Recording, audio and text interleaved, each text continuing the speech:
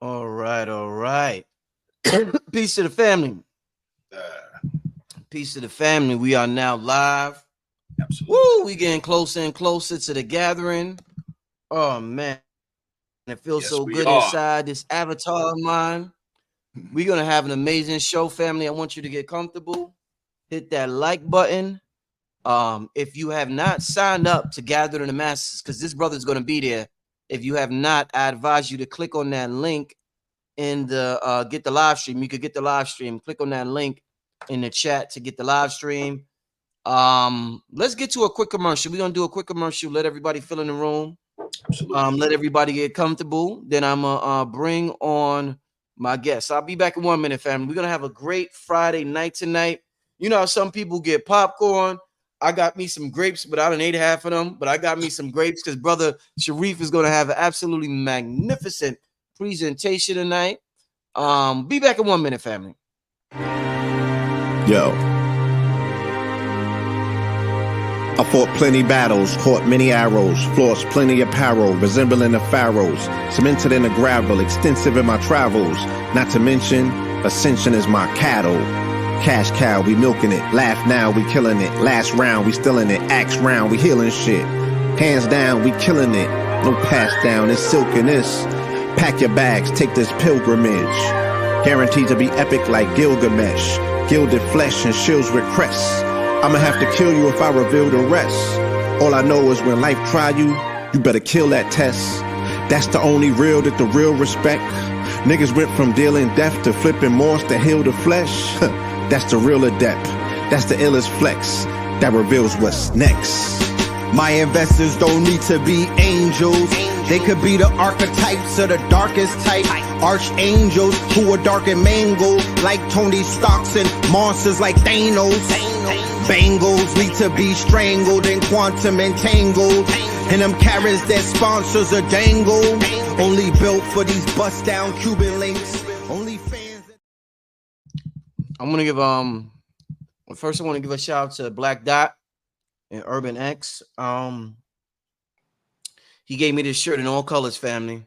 He's gonna have these shirts at the event, gathered in the master shirt. Shout out to that brother. You see that? Great quality. That brother's amazing. Make sure you go to shopurbanx.com. And later on in the show, we're gonna be plugging my brother Sharif has an amazing product he wants to talk about later on. But I also want to give a shout out to KT.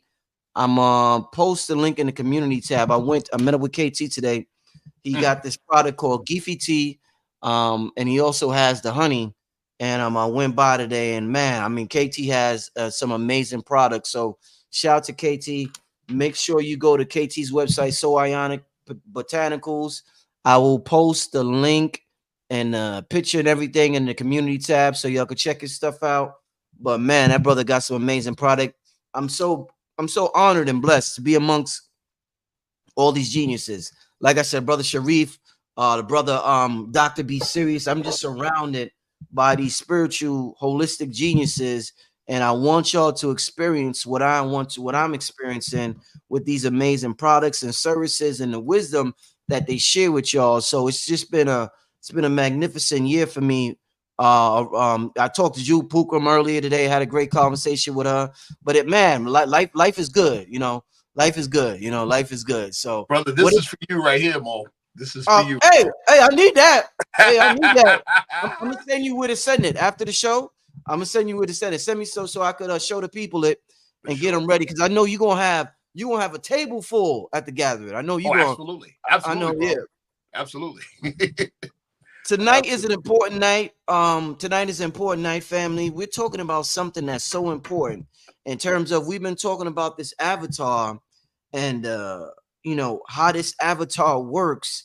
And there's something that's so important when it comes to the working of this avatar that the ancients knew, that you even hear stories about Anunnakis invading Earth just to get them up, you know what I mean? Because they like, we need that. So there's something that's on this realm, on this planet. I don't know how abundant it is in other planets, but on this planet, there's something that's on here that's extremely important. And my brother Sharif Bey is going to break it down. Can't wait for tonight's presentation. the most academic brother I know. This brother's sharper than a razor. I mean, he ain't here to play. You could put him up with the best of the best, and he gonna hold his own. Sharif Bey, welcome back to the platform, my brother. Thank you so much, brother. Appreciate you. And once again, appreciate you, allowing me into your community, brother. You have built an amazing community. Yeah. Bro, you really have, bro. You built an amazing community, man. And, everybody's energy is just so high and so positive, bro. And so I'm just honored to be a part of it, man. I'm honored to be a part of it. Oh yeah. You play an important role. How's the Discord? I haven't checked it in a man, couple Discord is wow, bro. Your community, yo, I mean, no pun intended. Pun intended. You like Midas, bro. Everything you touch it. Oh man. Turn into this. For real. Now, wait till when I start using that, man. Oh man, it's gonna be on and popping, Sharif. Brother. It's gonna be on and popping.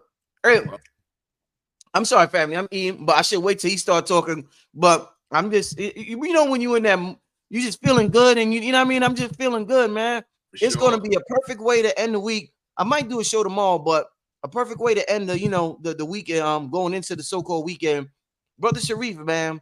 I named this presentation "Gods of Gold" because of the conversation I had with you last night. Yeah. And I'm looking forward to the conversation, man. Oh, you know what? Also, I noticed. What's that? Synchronicity. I happened to go to Billy's YouTube channel yesterday, and I seen Billy was talking about the gold tonight. He did a show, and I was like, "Damn, Billy gonna think I did the show because he do the show." But it was just Billy. I didn't know. I swear, it's just synchronicity. It just aligns like that. He did a whole show on it at 8:00.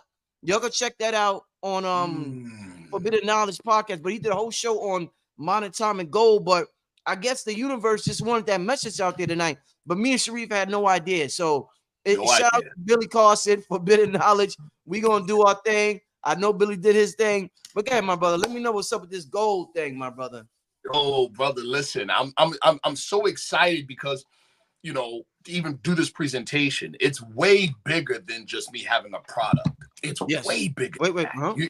You know what I'm saying? It's just like we want to have the mind. Sharif, I'm gonna get a water. Just keep talking. I'm gonna get a water. Keep talking. Yeah. We want to have the mind that produces this, not just the product. Okay.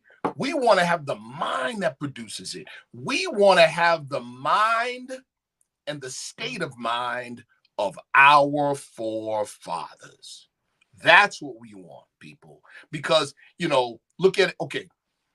Our forefathers built pyramids. Absolutely. Our forefathers did a whole bunch of things, and mothers did a whole bunch of things that this present world narrative can't reproduce. What would you rather have? Would you rather have the thing that they can't reproduce, or the mind that created the thing that they can't reproduce? See, because if I've got the mind, I can do it again and do greater things. You see what I'm saying? So that's what we want. That's what this presentation is about. It's not so much about the product itself.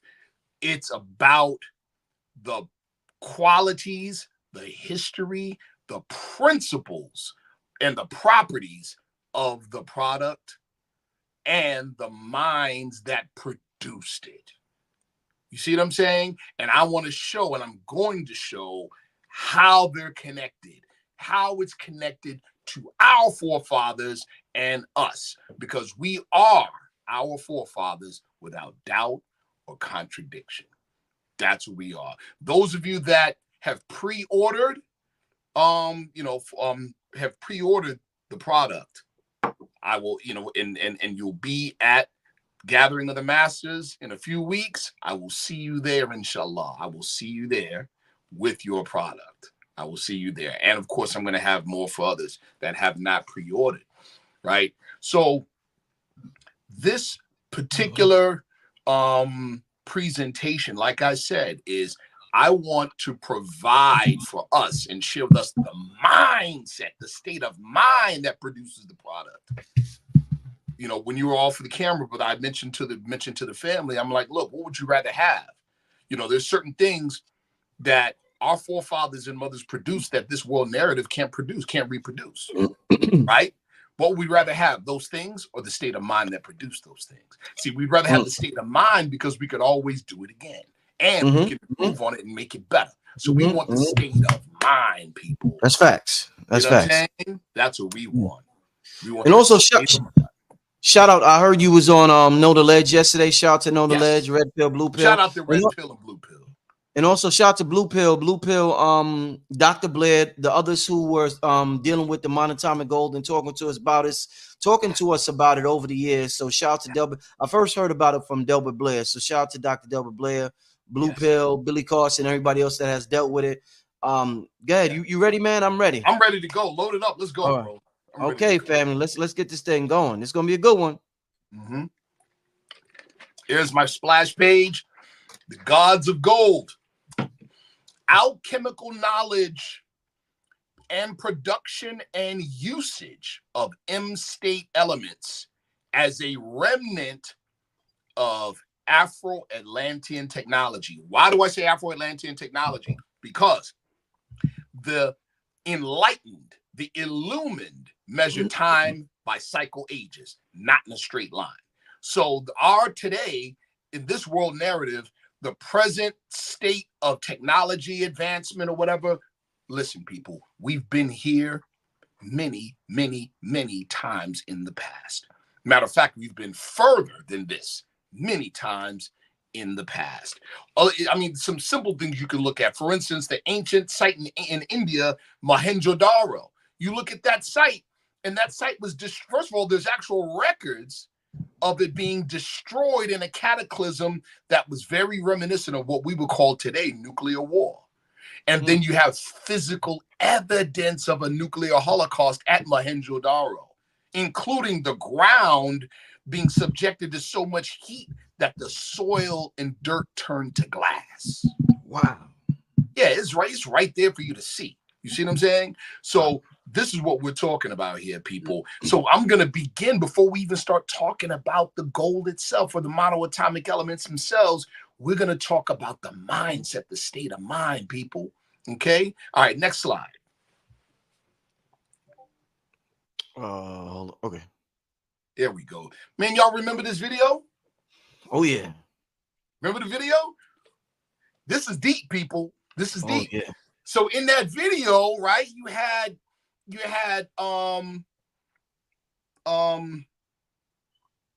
Eddie Murphy playing the Pharaoh, Egyptian Pharaoh, and Imam playing his queen. Mm-hmm. And then you had Michael Jackson playing, quote unquote, the magician. What you have here is two motifs or two mythos superimposed on each other. Let's talk about the mythos for a second. We've done it before in previous shows.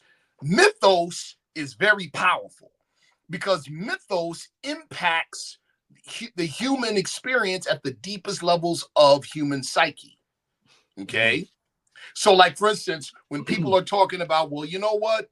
The Jesus story is fake because there were 16 world crucified saviors before Jesus, Actually, while that is true, the fact that there were 16 previous crucified world saviors demonstrates the validity and the authenticity of the historical Jesus, because the pattern is more important than the personality. You see, the pattern itself is the mythos. This is important. The pattern itself is the mythos. And mythos is a powerful way to transmit vital information across cultures and across vast amounts of time without losing the information. So let's talk about that video. Remember the time. First of all, even the title of the song, Michael Jackson was a genius. Whether he was doing it consciously or whether it was what we would call a post-hypnotic suggestion. Okay? Either way, he was communicating some things. You remember in the video, he's appearing and disappearing at will in like a spiral of gold. This is important. All right. So let's talk about, let's begin with the premise so we have the right state of mind. Okay, man is not the body. Man isn't even the soul. Man is clothed in soul. Okay, this is very important to understand the rest of this presentation. Soul, right? Soul is prenatal and postmortem. In other words, you as a soul see a single lifetime or incarnation as a single day. Let me give you an example. When we take off our clothes at night, we don't have a funeral and mourn, do we? No. Likewise, when we wake up in the morning, we don't have a celebration and smoke cigars either, do we? All right. So if you imagine your flesh as clothes and your incarnation, this particular incarnation, as a single day, then you are starting to glimpse what we would call eternal life. It's just a change of perspective. All right. That being said, now we have the science of epigenetics now. Epigenetics demonstrates that memory is also genetic, or genetics can store memory. What do we have there? Now we have Western science admitting, even though reluctantly, that memory is a soul function. It's a soul function. Memory is a soul function. And guess what, people? Mind never does forget. That is why biofeedback works. That's why hypnosis works. Because there's certain methods and techniques by which you can access the things that are stored deeper in your psyche that your regular conscious doesn't have access to. See? Mythos provides access to information from previous lifetimes, people. And soul exists on a higher dimension than our flesh. This is important, even for those that, that have an interest in what we call astral projection, astral travel. Here's the truth. Can you willfully and voluntarily travel outside of the body? Yes, but doing it from that perspective is dangerous. Here is the safer, scientific, more simpler way. Acknowledge the fact that your soul is already on the astral plane.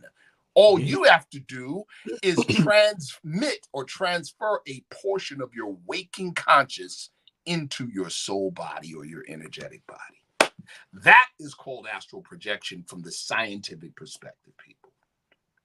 Understand? Time, this is the other thing I mentioned earlier, time is measured in cycles. It's measured in cycles, not straight lines. Time is measured in cycles. And this is how mythos impacts the psyche. Why? Because it happened before. See that? It happened before. Prophecy can be achieved. The skill and technique of prophecy can be achieved by perception of the patterns in cyclical time. See? Man's a living soul. And like I said, the soul plane is man. Now, that being said, the soul plane is man's native realm. What are we saying when we add all this up? Man as a living soul is an ultra-terrestrial. Our origin is off-world. And when I mean off-world, I don't mean just off Earth. I mean off the plane of 3 dimensions. Now back to the video, remember the time. Yes. What we're I love how you started this, brother. I love how you started this. Yeah, the mythos of Solomon. What we're looking at is the mythos of Solomon and Queen Makeda, which is the Queen of Sheba. Okay, but it's superimposed over ancient Egyptian motif and strongly hints at the properties of monoatomic gold. Follow me. In the story, in the Masonic story of Hiram Abiff, there's King Solomon, Hiram of Tyre, and Hiram Abiff, the 3 grand masters that built King Solomon's temple. King Solomon represents the priesthood, people. King Solomon had the idea, but it was Hiram Abiff that had the craftsman's skill to put the idea on the ground. Now, there is another story that that goes before. It's like a prelude to the story of Hiram Abiff being murdered. It's a prelude. And this story is preserved in certain secret orders. And it talks about Queen Makeda coming from Abyssinia, present-day Ethiopia, to visit King Solomon because she hears of his wisdom. And King Solomon is showing her around the grounds of the temple. And she's marveling over the craftsmanship, the skill in the craftsmanship. So now she wants to meet the craftsman responsible. King Solomon has an issue with that, but he reluctantly introduces her to the magician, the craftsman. Get it? Hiram himself. And so, of course, then she develops an interest in Hiram. So now we know the later part of the story in the, in the Masonic legend, where Hiram is caught out in the grounds of the temple during lunchtime when nobody else is around, and 3 ruffians accost him and then kill him. This prelude story gives the implication that King Solomon knew of the death plot and did nothing because of his envy and jealousy. Now, this is deep, people, because in the secret order, Queen of Sheba represents humanity, represents the people. Okay? Represents the people. All right? And King Solomon and Hiram Abiff, in this case, Eddie Murphy and Michael Jackson, represent 2 polar opposites, right? That must come together at a future time. But in the ancient time, they represented a creative tension. Which way would the people gravitate? Would they gravitate towards the priesthood, or would they gravitate towards the scientist and the craftsman? You see what I'm saying? This is a powerful thing. And so this was actually shown in a symbolic way in the video. And again, the title of the song, Remember the Time. Remembrance is a soul function, people. We have to begin to see ourselves as higher than our flesh. This is super important. We have to see ourselves as higher than our flesh, as more advanced than our flesh, as being here before this flesh and surviving after it, because that is the real truth. That is the reality. Next slide. All right. You remember this movie? Have you seen the remakes, brother? I didn't see the remake. No, I heard about it. I haven't seen the remakes. No. Absolutely incredible. Absolutely incredible. You see the pictures of the cast on the right of the slide, right? Yeah. Look familiar? Oh yeah. To something that we're watching on Netflix now? Yeah. The Supercell. Supercell. The eyes, right. Yeah. Supercell, right. Okay.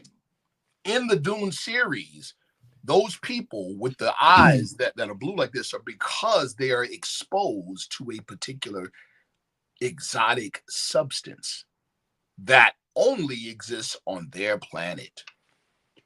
Only exists on their planet. And in the movie series, it's called spice. And this spice, they say, is the most valuable substance in the universe. It does 2 major things. Spice folds space, and spice expands consciousness. This is crazy.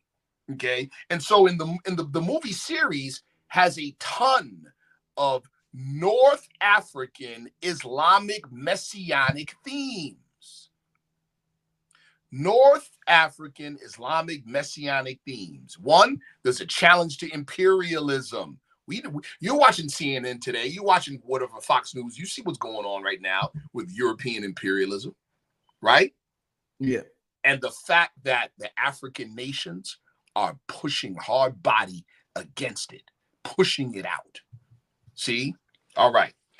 Now, the star of the movie, the head character in the movie of Dune is called the Lisan al-Gaib.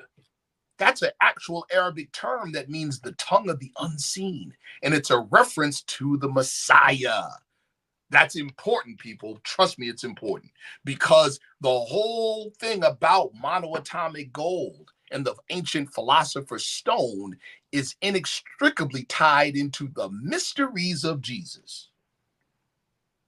Spice, right? The whole thing about the spice in the movie, political control and ingestion of the spice. It demonstrates the struggle for the control of human consciousness and the link between expanded human consciousness and social destiny. This is, man, in other words, this present world is being held together by restricting human consciousness. That's the war. The war in heaven is spoken of in the Bible is the war of narratives. It's a war in the consciousness of humanity. It has physical implications. It is extremely deadly. It is extremely dangerous because you can't kill a thought. This is powerful, people. Next slide.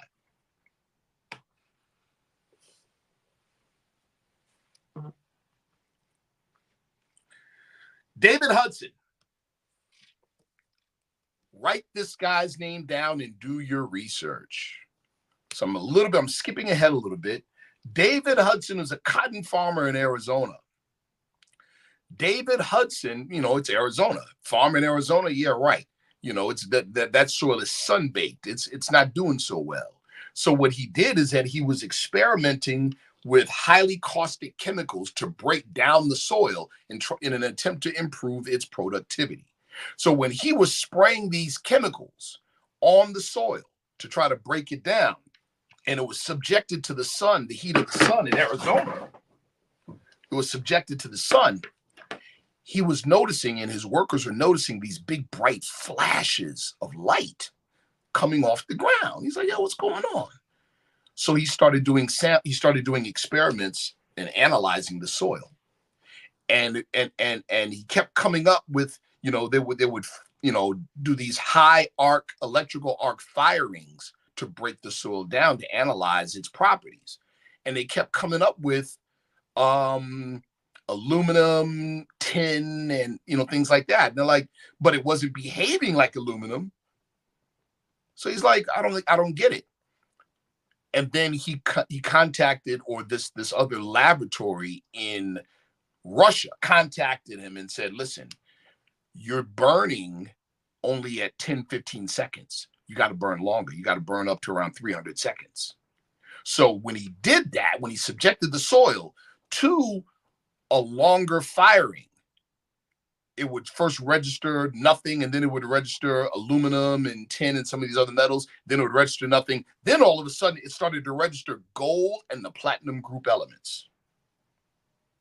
He discovered that his soil contained gold and platinum group elements in the high spin state in great amounts, in great abundance.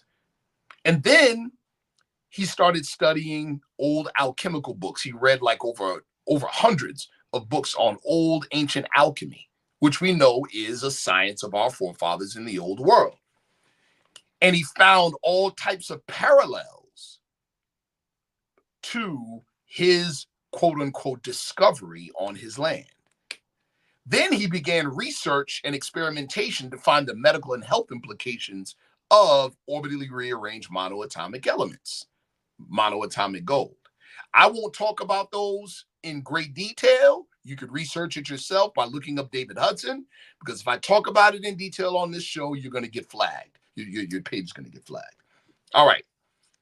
So at one point he had plans to build a manufacturing plant for medical grade monoatomic gold. When that took place, he was approached by someone who said that they would finance it. And then he had his people look into this individual. Turns out this individual was connected to the military and the intelligence community. So when he backed away and said, "Nah, we're not going to take your money," that man told him, he said, "Yeah, you're never going to get this thing off the ground." And sure enough, Sure enough, they thwarted all of his attempts to get such a thing off the ground. Next slide.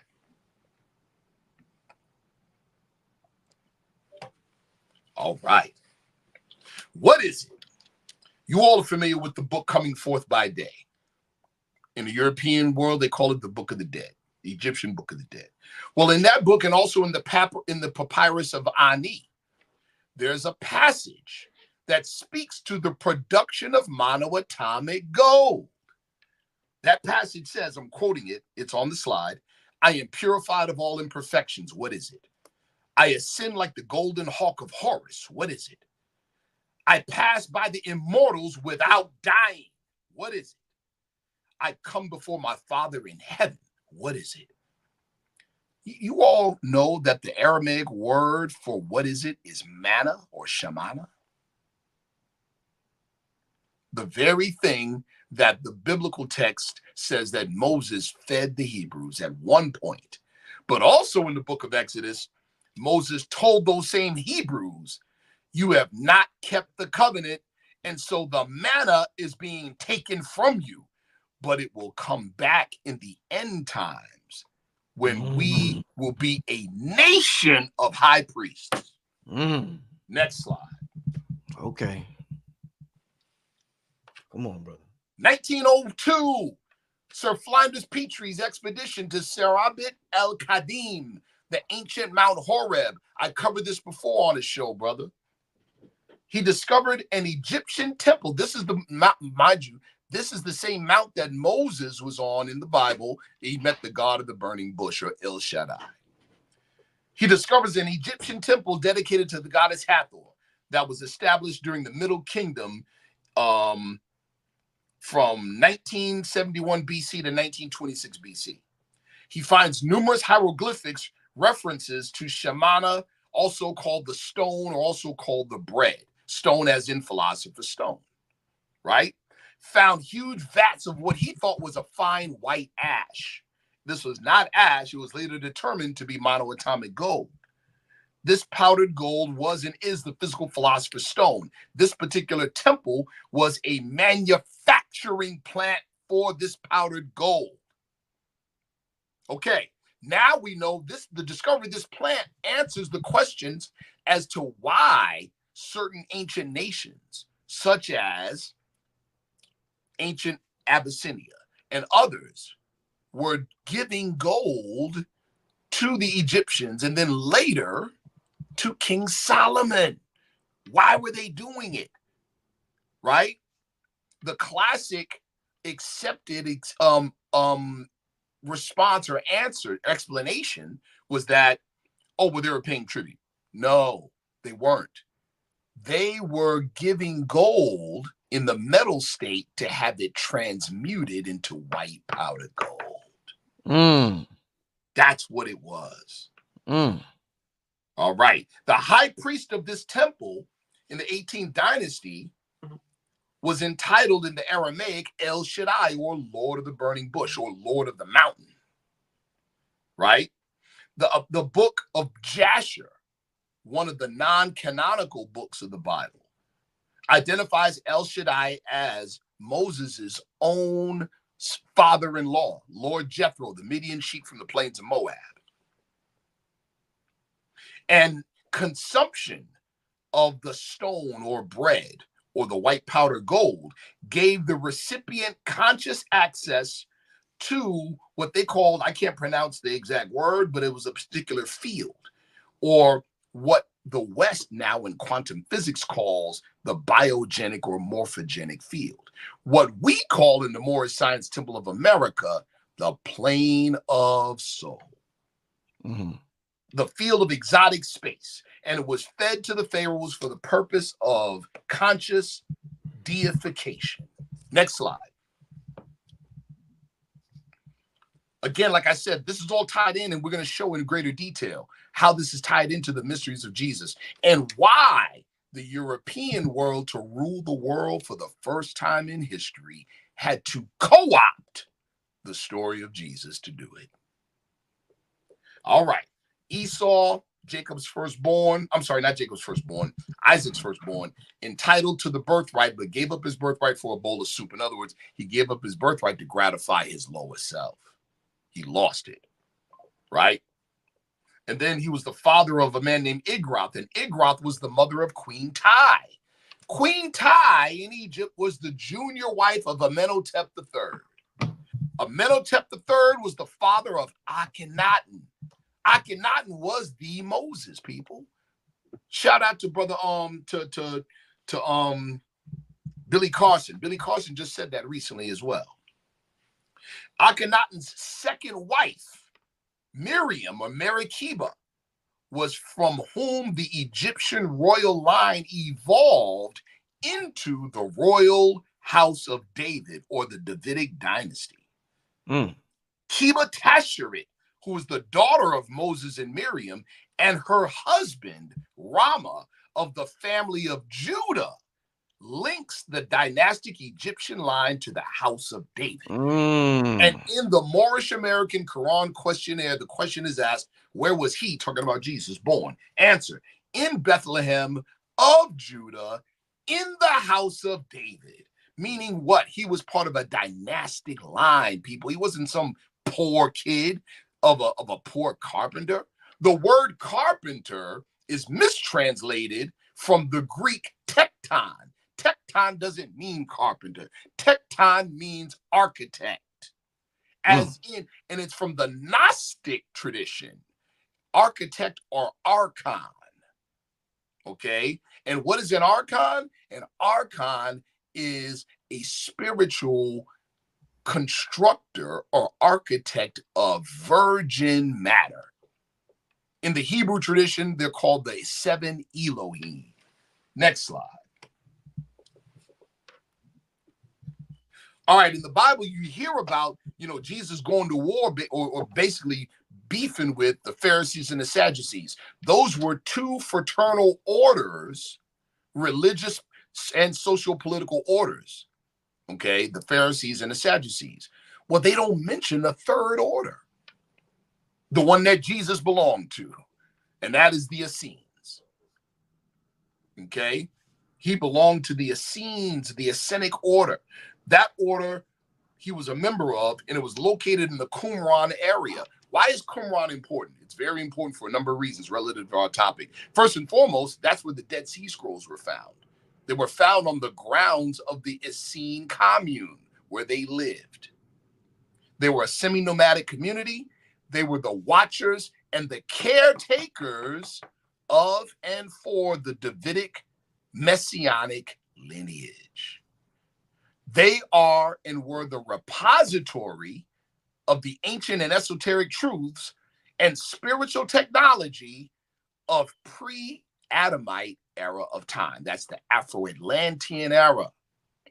So we all know from Solon, and also too from the priest Solon in Egypt, and from Plato, that ancient Egypt was considered an Atlantean colony, a survivor of the Atlantean destruction.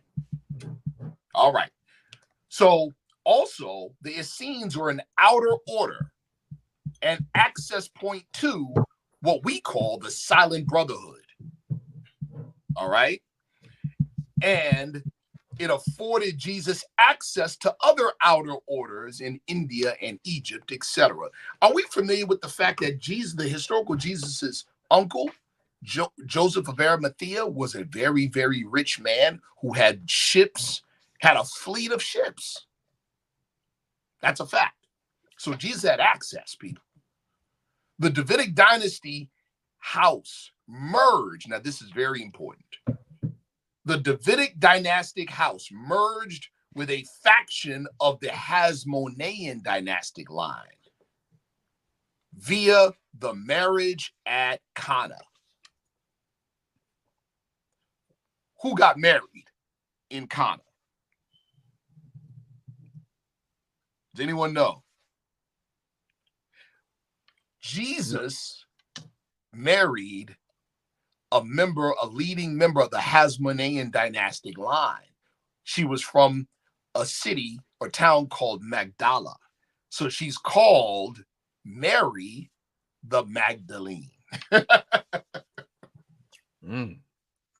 Mary the Magdalene. In much later years, the European Roman Catholic Church, to try to throw people off this track that we're talking about right now, called Mary Magdalene a prostitute. Okay. This is important. The survivors of what history calls the Desposini, in other words, the offspring of Jesus. The survivors of the Desposini, including Mary the Magdalene, migrated into Northwest Africa, present-day Mauritania, and extended their influence into Spain, giving rise to the Gnostic currents there. Waves of Egyptian migrations over millennia into Northwest Africa transmitted the ancient Afro-Atlantean spiritual technology there. Remember, we said ancient Egypt was an old Afro-Atlantean colony. All right? And this technology was taught in the Moorish universities such as Cordova and Seville from the 8th century all the way to the end of the 15th century, people. This is known world history. Our forefathers and mothers taught this science openly for nearly 800 years. The expulsion, and this is another key point, the expulsion of the Moors from Spain coincides with the beginnings of the African transatlantic slave trade. This is actual fact. This is part of hidden history. They don't want us to know how we're connected to world history. They want us to believe we were just some savages running around with bones in our noses and spears, and they just happened to snatch us up and civilize us by way of slavery. That is the current narrative. That narrative is a lie. George G.M. James, in his book Stolen Legacy, said the Moors are the custodians of the ancient Egyptian mysteries. In other words, that includes the science of white powder gold, its use and properties and makeup. We inherited that. Next slide. Real quick, Yes, brother sir. Sharif, because I know you are you're the Moorish Science Temple. What are you, the Moorish Science Temple? What now? I'm the National Press Secretary for the Moorish Science Temple of America Incorporated. Yes, sir. Right. So in your slide, you just mentioned the beginning of the African transatlantic slave trade. I don't go too deep into the Moorish thing, Right. but don't the Moors deny the transatlantic slave trade? No, sir. Don't they? Absolutely No. not.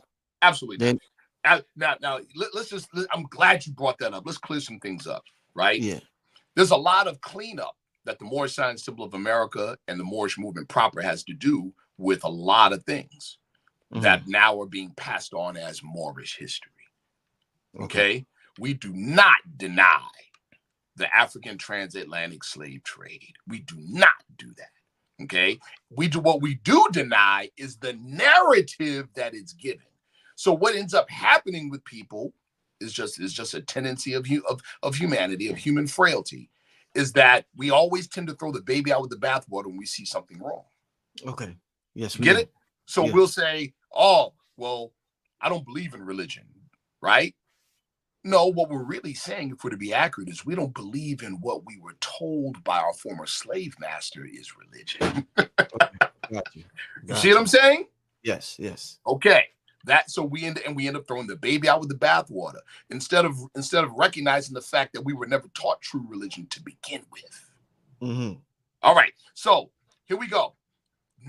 Proper narrative on the African transatlantic slave trade. Everyone look up. Don't take my word for it. You all know, I strive to give everybody receipts. Look up Pope Eugene IV. The year was 1442. The papal bull or order that he gave is called Illus Qui. That's ILLUS QUI. This papal bull authorized the Portuguese Military Order of Christ to begin raids on the west coast of Africa and they called it a new crusade against the Moors.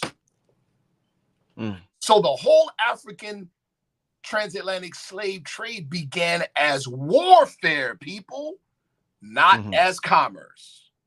And it is this piece of history that reconnects us here to our ancient history directly, and not in a general sense. It's direct. It's direct. The African transatlantic slave trade, you hear some people say, well, the Moors helped the Europeans with the slave trade. That's not true. That did not happen. The slave trade was targeting the Moorish Empire. Dr. Ben himself, Dr. Yosef Ben Yakinen, says himself in a number of his books that the first so-called African slaves in the Americas came from Spain, not the African continent. Interesting. See? They came from Spain, people. Again, that's our connection. See? That's what's being reconnected. That is how it's these pieces of hidden information, of secret history, that reconnect us directly to our past. Yes, we are connected to the ancient Egyptians, but according to G.M. James, it was by way of our Moorish ancestry. See? We are connected to Egypt, but that's how we're connected to Egypt, because we inherited ancient Egyptian technology. Okay? The whole production of monoatomic gold reached Europe and Europeans by way of us. That's how it reached it. That's how it fell into the hands of the secret societies and the secret alchemical orders, because they are the recipients and the custodians of our old world science. Next slide. What are monoatomic elements? Now let's talk. I want the audience to know what this thing is really about and what it is. And just because we're talking quantum physics and physics terminology doesn't mean that we can't understand it. I'm going to explain it to where we all can get it. What are monoatomic elements? They are alchemically transformed non-metal elements. So yes, it is pure gold, but so pure that it's not even a metal anymore. This is very important. I've had a number of people ask me, okay, well, what about colloidal silver? Okay, that's something different. What about colloidal gold? That's something different.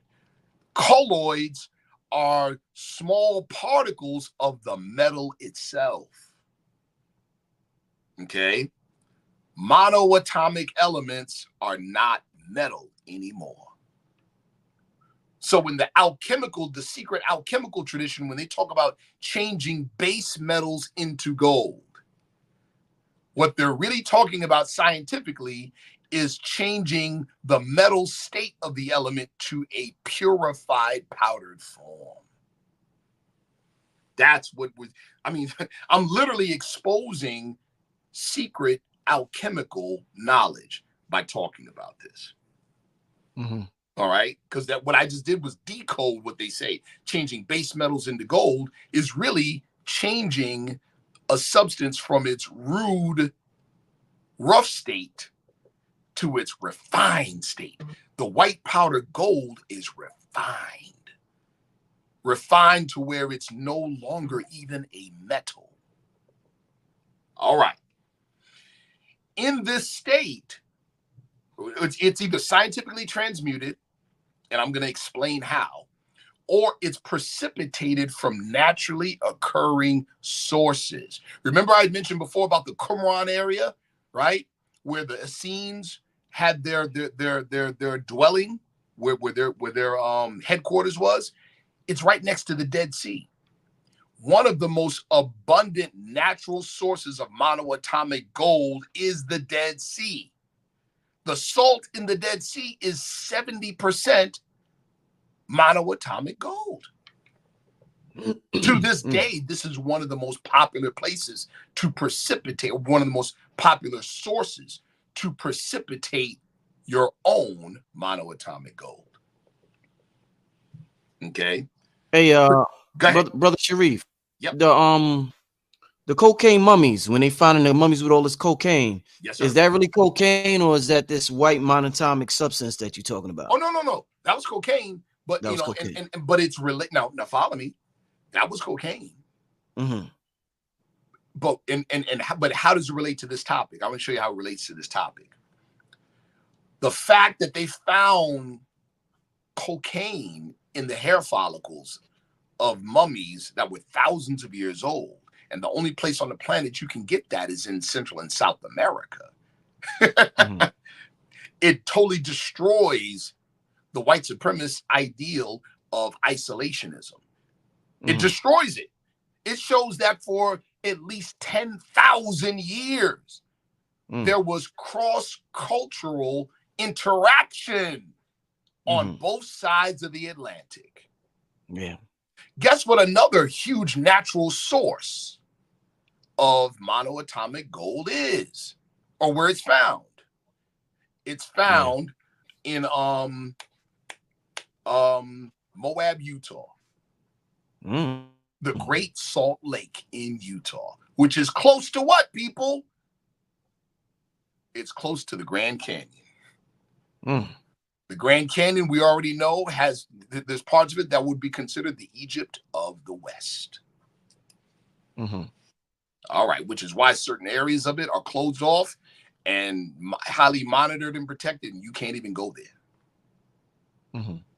Which is why, you know, some of you already know this. In the late 1800s or the mid 1800s, the Smithsonian Institute hired G.E. Kincaid to go survey the area.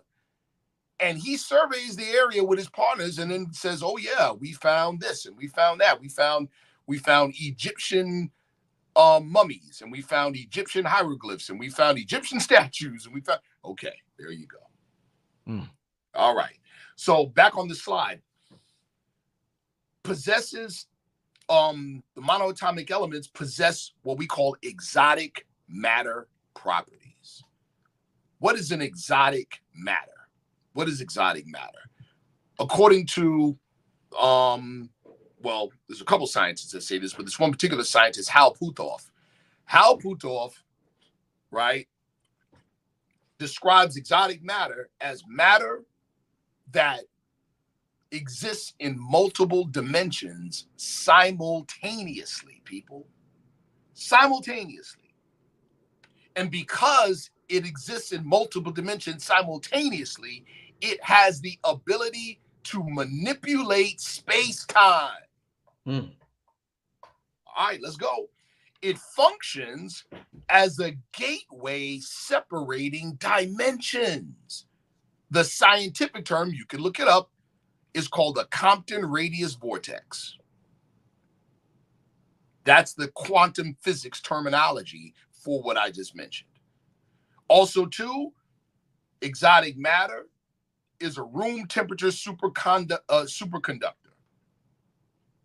Basically, free energy or access to what we would call 0 point, or what they also call over unity. Okay, this is important stuff.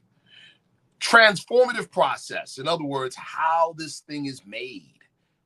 Metal is first, like let's take a sample of gold. It's first subject to firing by a high energy electric arc for at least 300 seconds. The nucleus, what happens with this high energy state, the nucleus of the gold atoms elongate to form what they call dumbbell atoms. Please, people, take a screenshot of the slide and then look up some of this stuff yourself to verify what I'm saying. The dumbbell atoms, right? Then the nucleus then flexes under the high energy state. The nucleus flexes and it brings the electrons within proximity of each end of the nucleus, right? And this is called the high spin state. And then the electrons join to form what's called a Cooper pairing. That's another term you need to understand and look up. They form Cooper pairings. Now, for an element like gold to form a monoatomic state, it has to be an even number of electrons. If it's an odd number, then it forms what we call a fermion. All right. The Cooper pairings then form in other words, when those electrons match up with each other, they form the Cooper pairings. That now forms what we call a Bose-Einstein condensate. That's another thing you need to look up if you want to understand what monoatomic gold is and its properties. The Bose-Einstein condensate forms what's called a Compton radius vortex. That's another term you need to know. What is a Compton radius vortex? It's literally a miniature wormhole. What's a wormhole, people? A wormhole is a two-way miniature black hole. That's what it is. Meaning a doorway from one reality to another reality. That's what it is. And the Bose-Einstein condensate generates what we call a Meissner field. So you need to familiarize yourself with these terms: Meissner field, Cooper pairing, Bose-Einstein condensate, and Compton radius vortex. Familiarize yourself with those terms, people. Next slide. All right. This is a Meissner field, or this, what we're talking about now is what a Meissner field is, the properties and the qualities of a Meissner field. Anything within a Meissner field is quantum entangled with any other thing within any other Meissner field anywhere in the universe. In quantum physics, this is called the quantum coherent state. Einstein called it spooky action at a distance. In other words, go ahead. What were you going to say, bro? Oh, okay. Spooky action at a distance, meaning if something is quantum entangled, let's say I'm quantum entangled with Brother Rich right now. We're in two different physical locations. That means anything I do or say or think right now, Brother Rich immediately knows. Immediately. No barrier, no time or distance barrier will exist. Okay? A Meissner field repels a magnetic field. A Meissner field generates room temperature superconductivity. A Meissner field straddles dimensions. As a matter of fact, experiments have shown that monoatomic gold, 4/9 of its weight is no longer in 3 dimensions. Which is one of the reasons why when we produce it, we suspend it in water. It's one of the reasons. All right. It facilitates physical scaffolding for consciousness. In other words, it becomes the means by which consciousness is transduced from the higher dimensions down to 3 dimensions by way of our brain and connective tissue. So it's physical scaffolding for consciousness and biologic information communication. In other words, it is how DNA gets the information to repair itself. It's identical in properties. Now, this is one, some of the people that are involved in esoteric and the occult orders are going to really like. It's identical in properties to what we call the magical circle of conjuration in old world ritual magic. In old world ritual magic, the magical circle is called the field of operations. And within the field of operations, all points in time and space are connected. Next slide. All right, we talked about how monoatomic gold or monoatomic elements, right, facilitate transduction of human consciousness from the higher planes into 3 dimensions.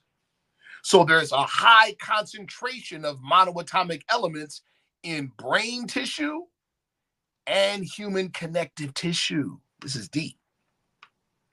Let me say that again, people. Your body already has a network of monoatomic elements in it. If it didn't, you'd be dead. All right. Monoatomic elements facilitate the link between the plane of manifest, or the three-dimensional plane, and the higher planes.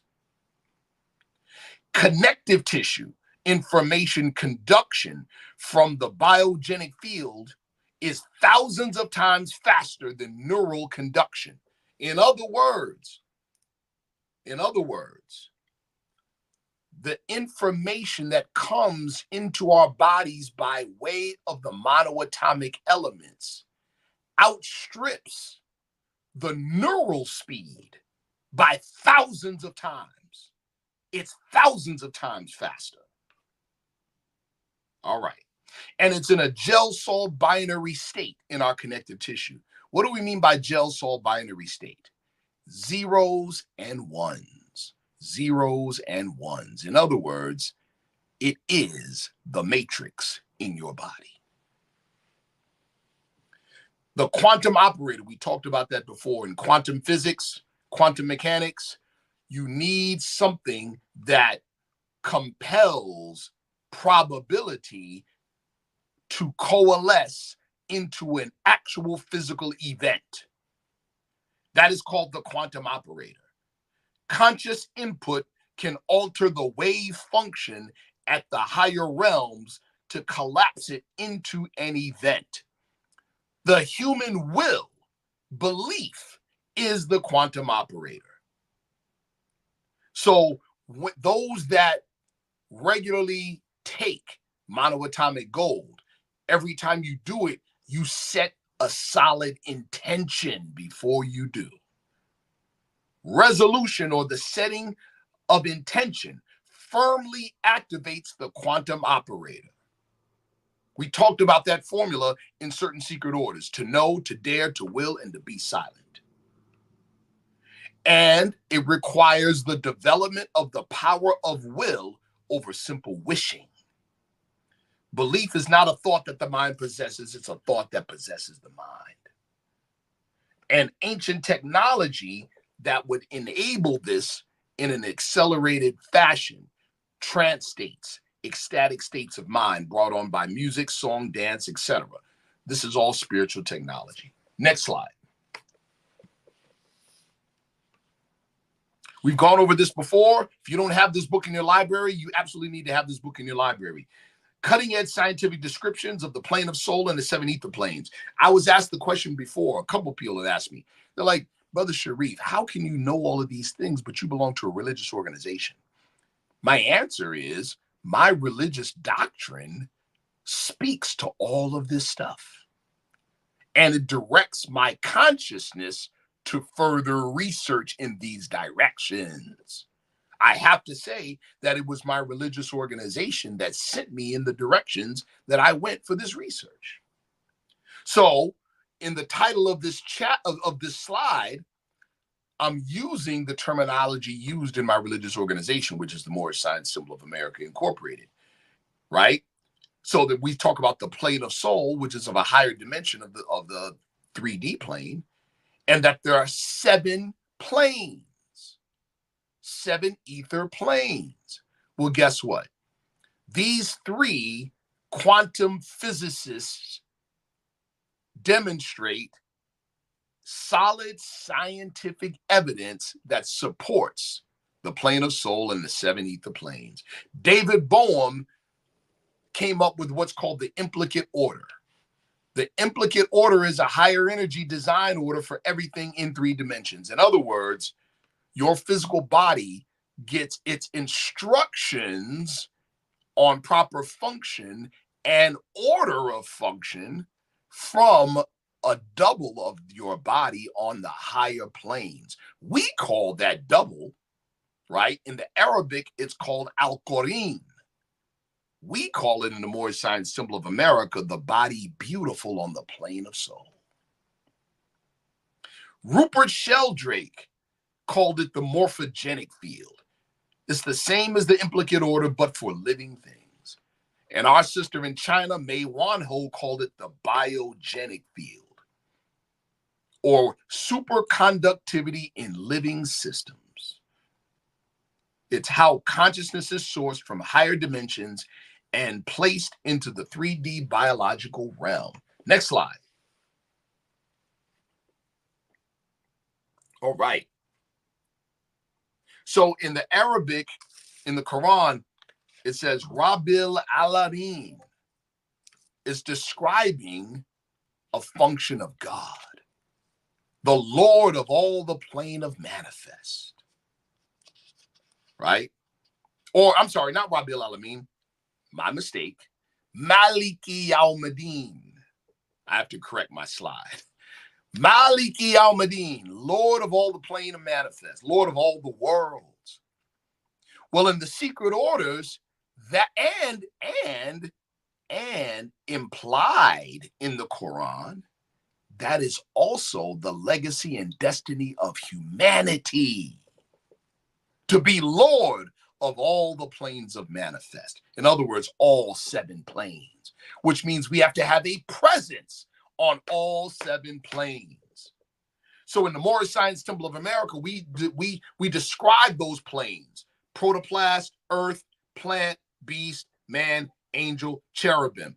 Guess who gives a very, very, very similar description? David Bohm, when he describes his implicate order.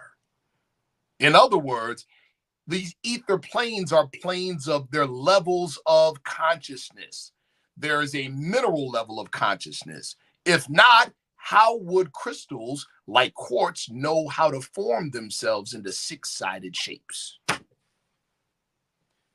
There is a mineral level of consciousness, people, a plant level of consciousness, animal level of consciousness, human level of consciousness, and higher levels of consciousness, people. It is how a cell in your body knows just to be a cell and not trying to be tissue. Because when you lose the connection to the biogenic field or your biogenic self, then that cell no longer has the order of instructions that it needs. And it may think that it's an organ. Now you have a tumor. That's called cancer. See? If and when the linker interface is broken between the 3-dimensional realm and the biogenic field and in a living being, the cells lose their order, direction, and instructions. That's called cancer. Next slide. Paradigm shifting, people. Again, I want to reorient our thinking.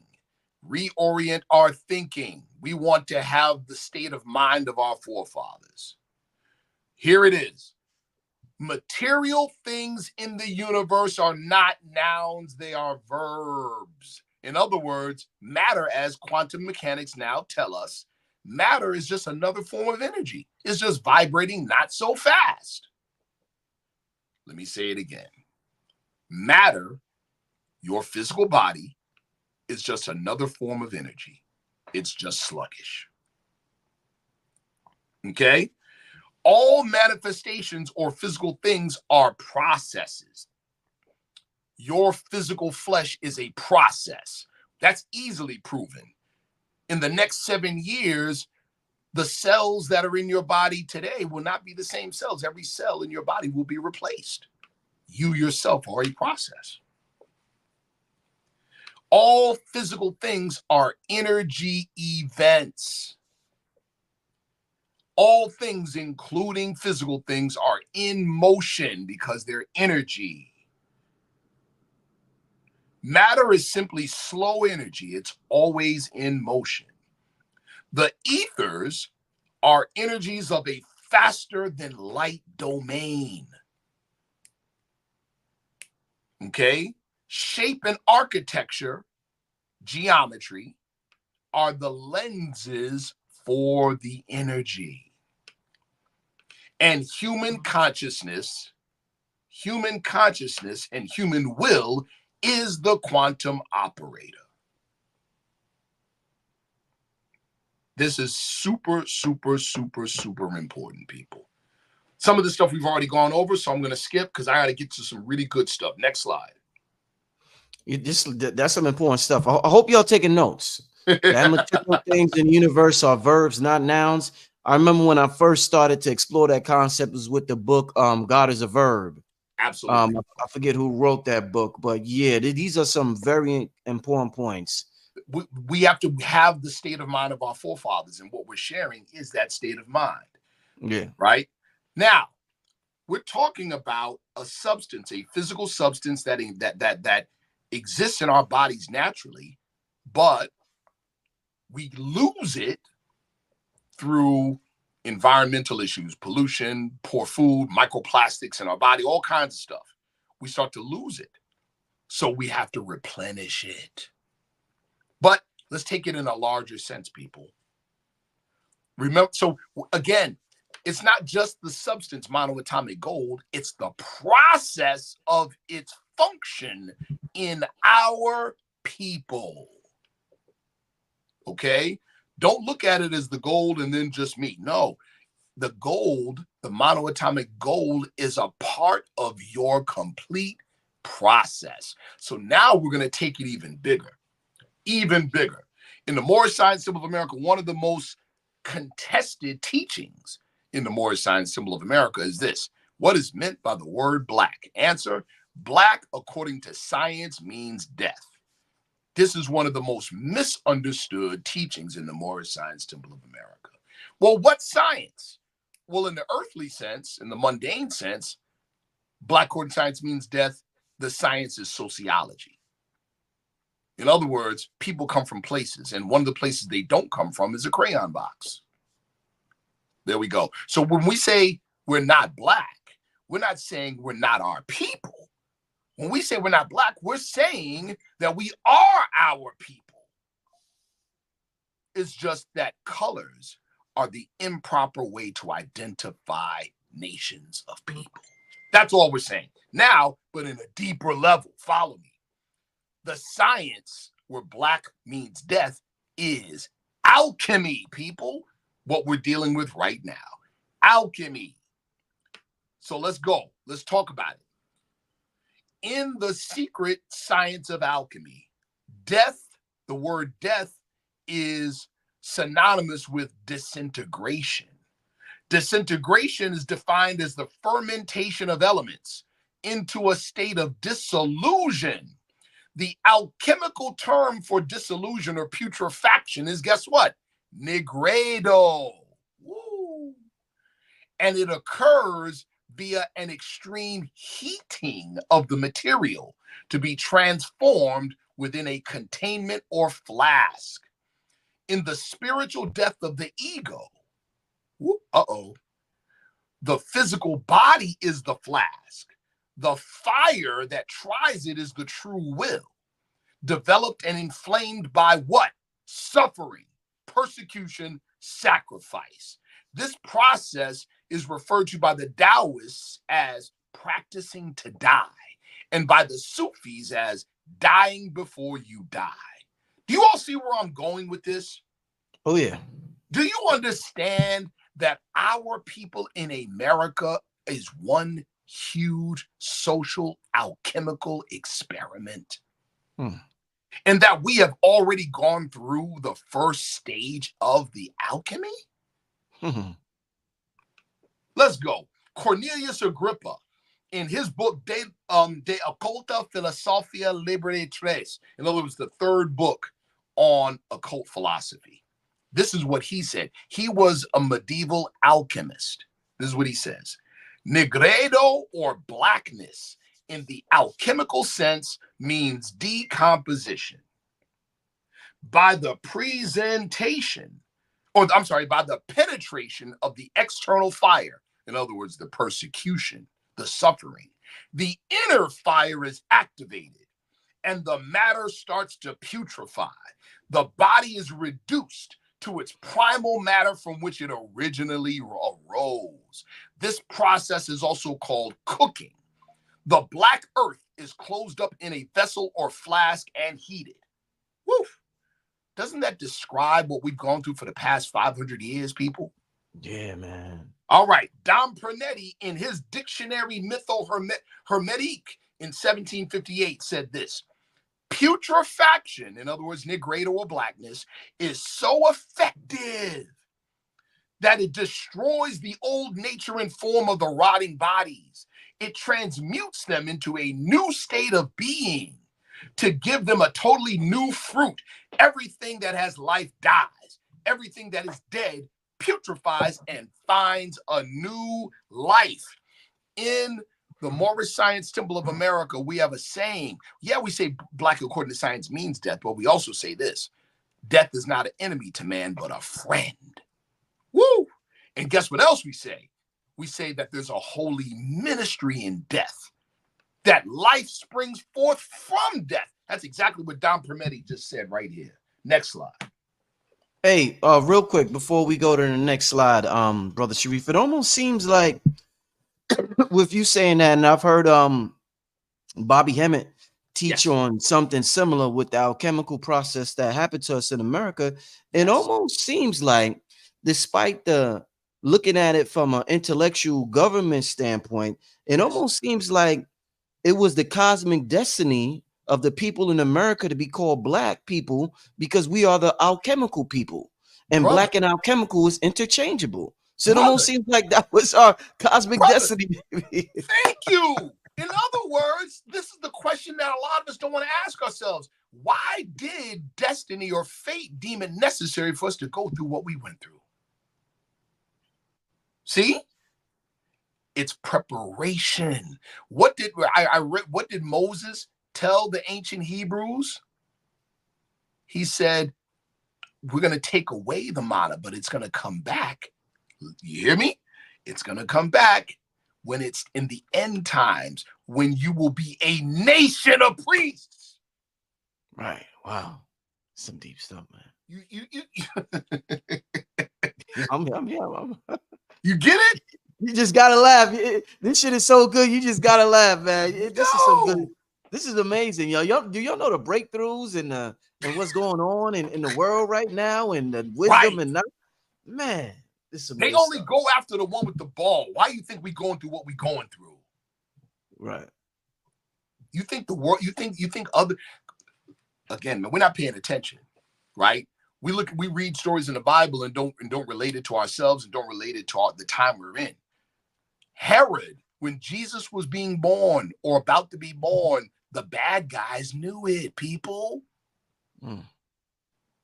You had watchers on the side of the messianic legacy, and you had watchers against the side of the messianic legacy. Both were wise and both knew what time it was. See? All right. But think about it. All the efforts of the ops to hold us back, to suppress us, what is it doing? It's contributing to the process of Negredo. Whoa. Whoa. Whoa. Whoa. It's contributing to the very thing that's going to make a nation of gods out of us. Jesus Christ. You see it? Hallelujah. Next slide. Yes, sir. In the alchemical process, Negredo gives rise to Albedo. This is listen what I'm telling you all. What I'm exposing to you all are secrets of actual alchemy. But reflecting on what our people have gone through and what you have gone through personally, you can already see the connections. The alchemical process Negredo gives rise to Albedo, the white light divinity of man, piercing through the developmental stage of Negredo. It represents man's first recognition of and communication with his own divine nature. You want to back up the slide, bro? Yeah, my fault. Heard that no problem. In fact, nothing dies except what hinders and obstructs the transformation. In other words, we're not talking about a physical death. We're talking about death of the ego. Death indeed is transformation, as symbolized in astrology as the 8th house, in the tarot deck as the 16th trump, alchemically as the planet Saturn, and the base metal of lead.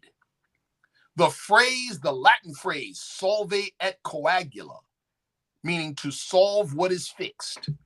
Solve meaning to make pliant what is solid, can only occur within Negredo. And only through Negredo is divine man revealed. Now you all get why we say black according to science means death. Wow. Prima materia is the pliant substance. Okay? In other words, it's what's left after the process of Negredo is complete. In other words, how did Kara say it? Broken down to its very last compound. Isn't that us in America today? Oh, yeah. It's a literal return to the original state, the state of virgin matter or first matter, so that the external fire can penetrate fully and activate the inner fire to bring about the albedo state, which is the big bang of Western physics. The fact that we have that Brother Rich, you started this community and it's growing the way it's growing. The fact that we in the Moorish Science Temple of America can speak the way we're speaking about this stuff tells you that the Big Bang is happening. In chapter 1 of the Holy Quran of the Moorish Science Temple of America, prima materia equates to the ethers of the plane of soul and the dark matter of quantum physics and the inner fire that must be touched by the penetrating external fire is the seed that came forth from the heart of Allah. What is that seed that came forth from the heart of God himself? That seed is your true self blossoming into fruition. Next slide. This is the last slide, people. No, is it the last slide? No, it's not. Next to the last. Next slide. Y'all know who that is, right? Yeah. Yeah, it's Aleister Crowley. This is a quote from Aleister Crowley, people. We should found society upon a caste of men of earth. Crowley was a poet, so he was speaking poetically. He said, men of earth and sons of the soil. Who do you think that is? Then he said this, the worst thing they can do is what is done in America, to disenchant the man of earth with his destiny, to fill him with the facts and fancies that enthrall etoliated and degenerated idealists, and unfit him for his evident purpose, that of supplying society with supermen. Crowley said that. You think he didn't know who you were? Crowley said that. That is what we are in the business of, people.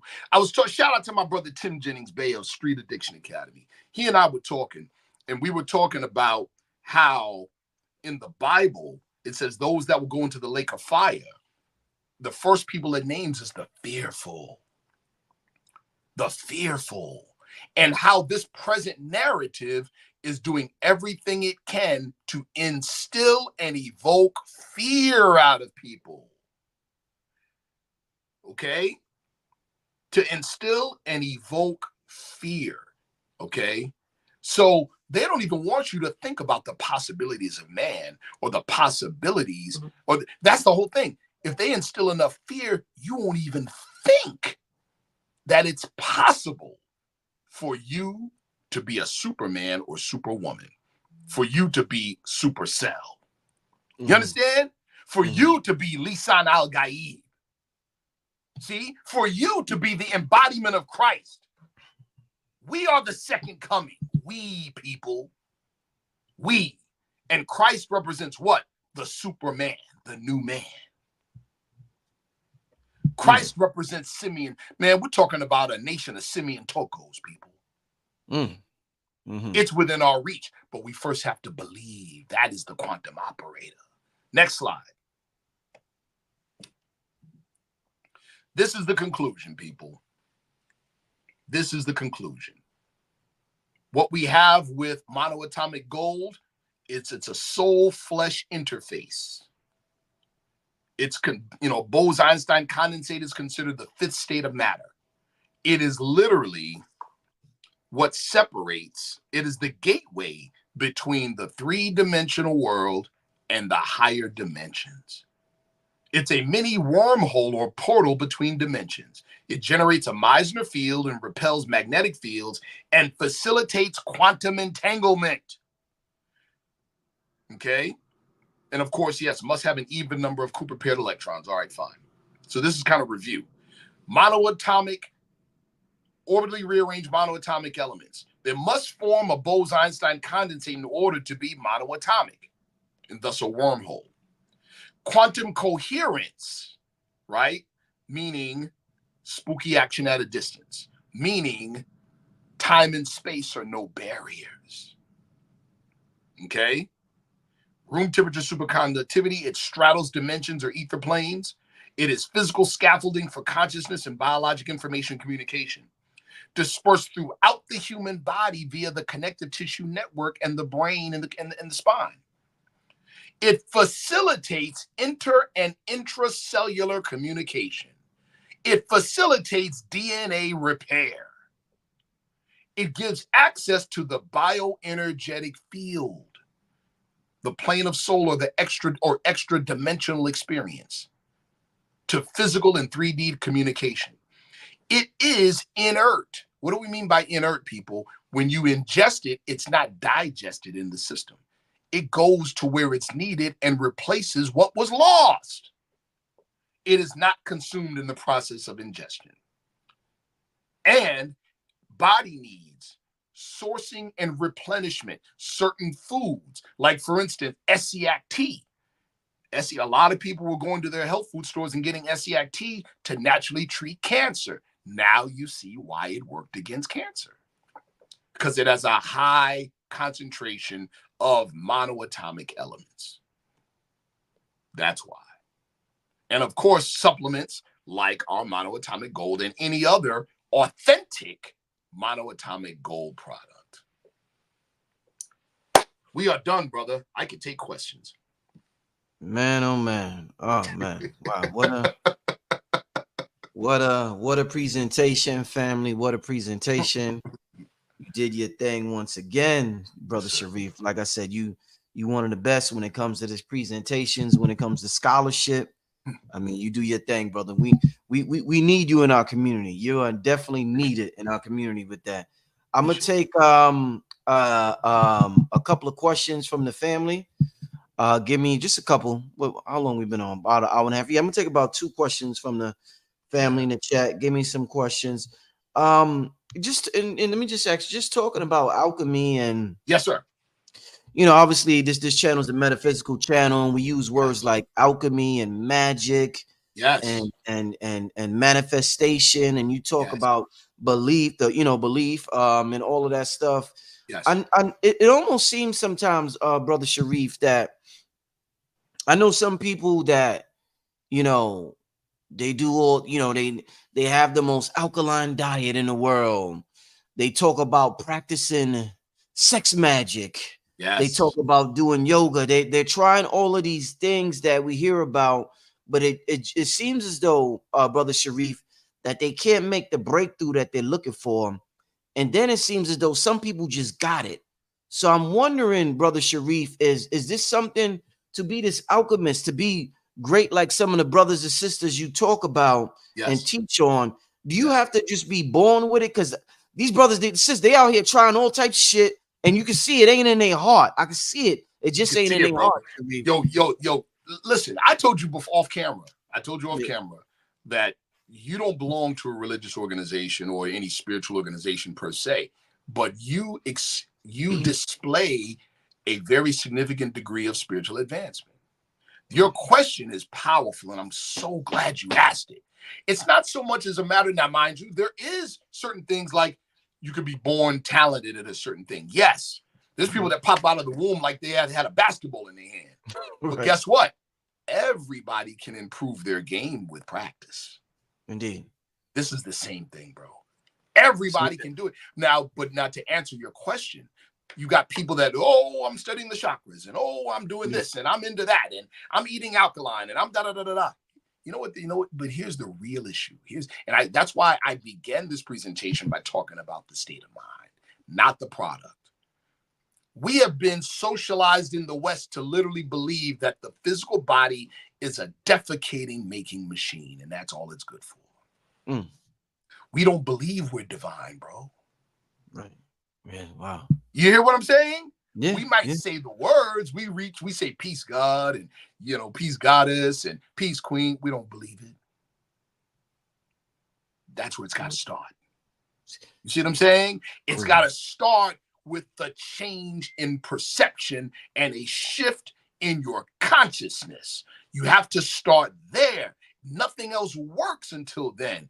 In that book, The Body Electric by Dr. David Becker, in his preface in the book, he says something powerful. Follow me.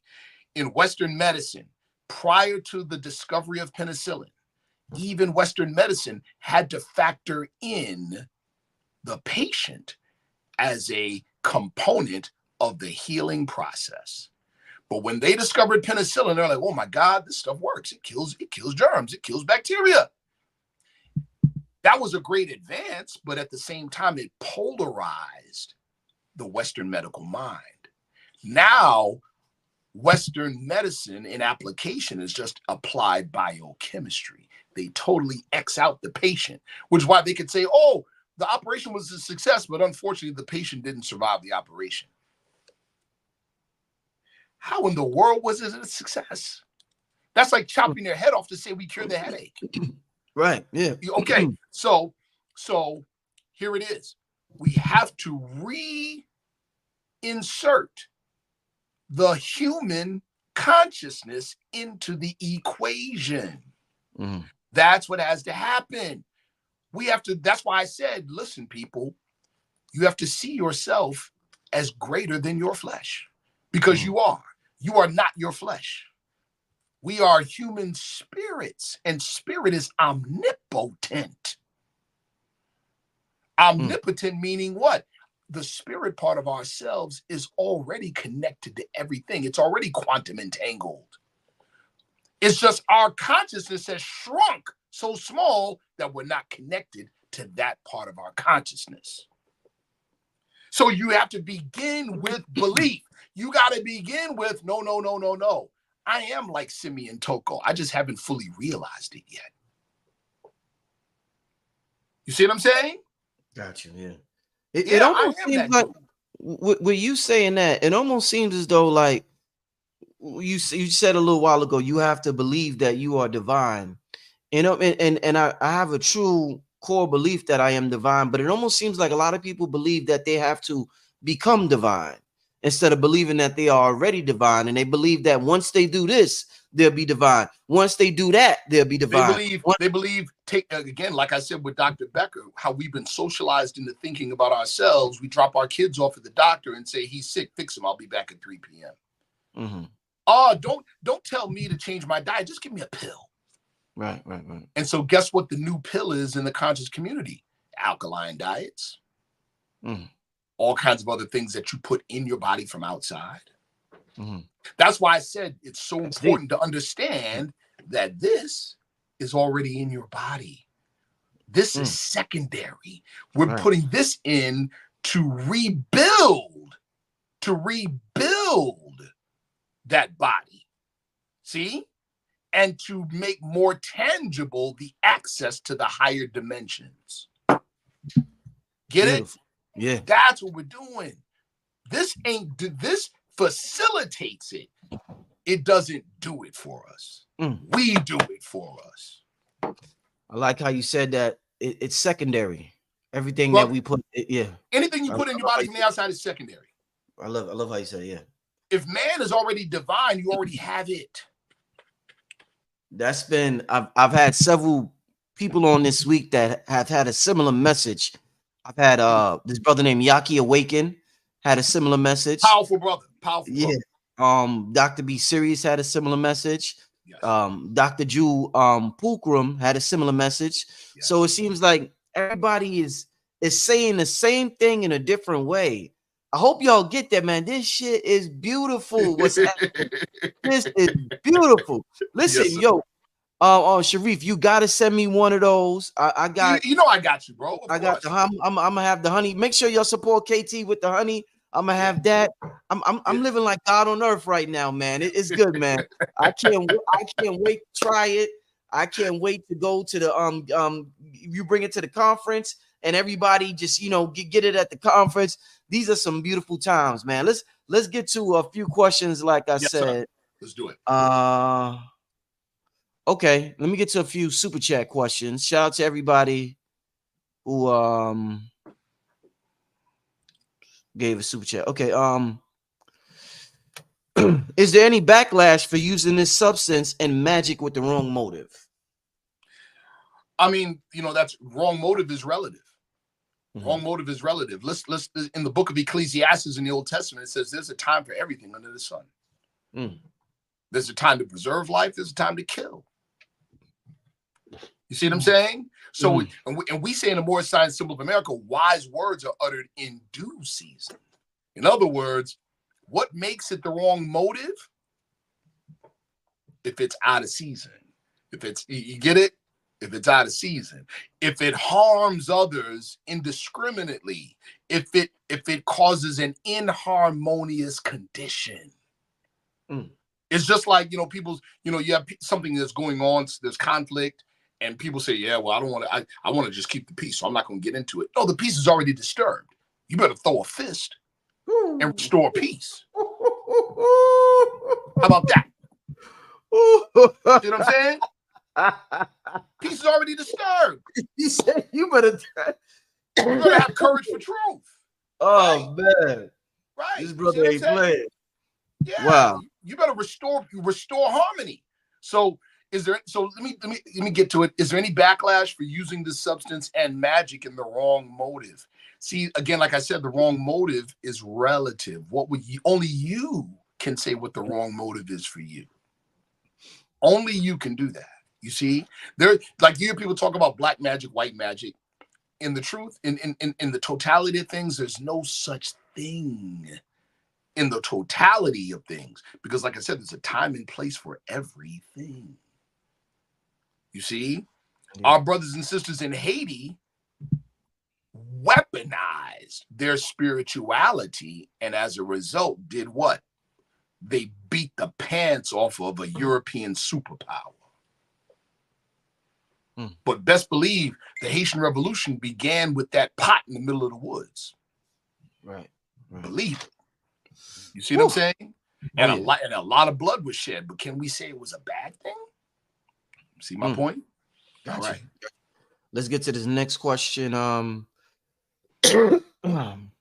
me, family. I want to come home to the Moorish Science Symbol of America.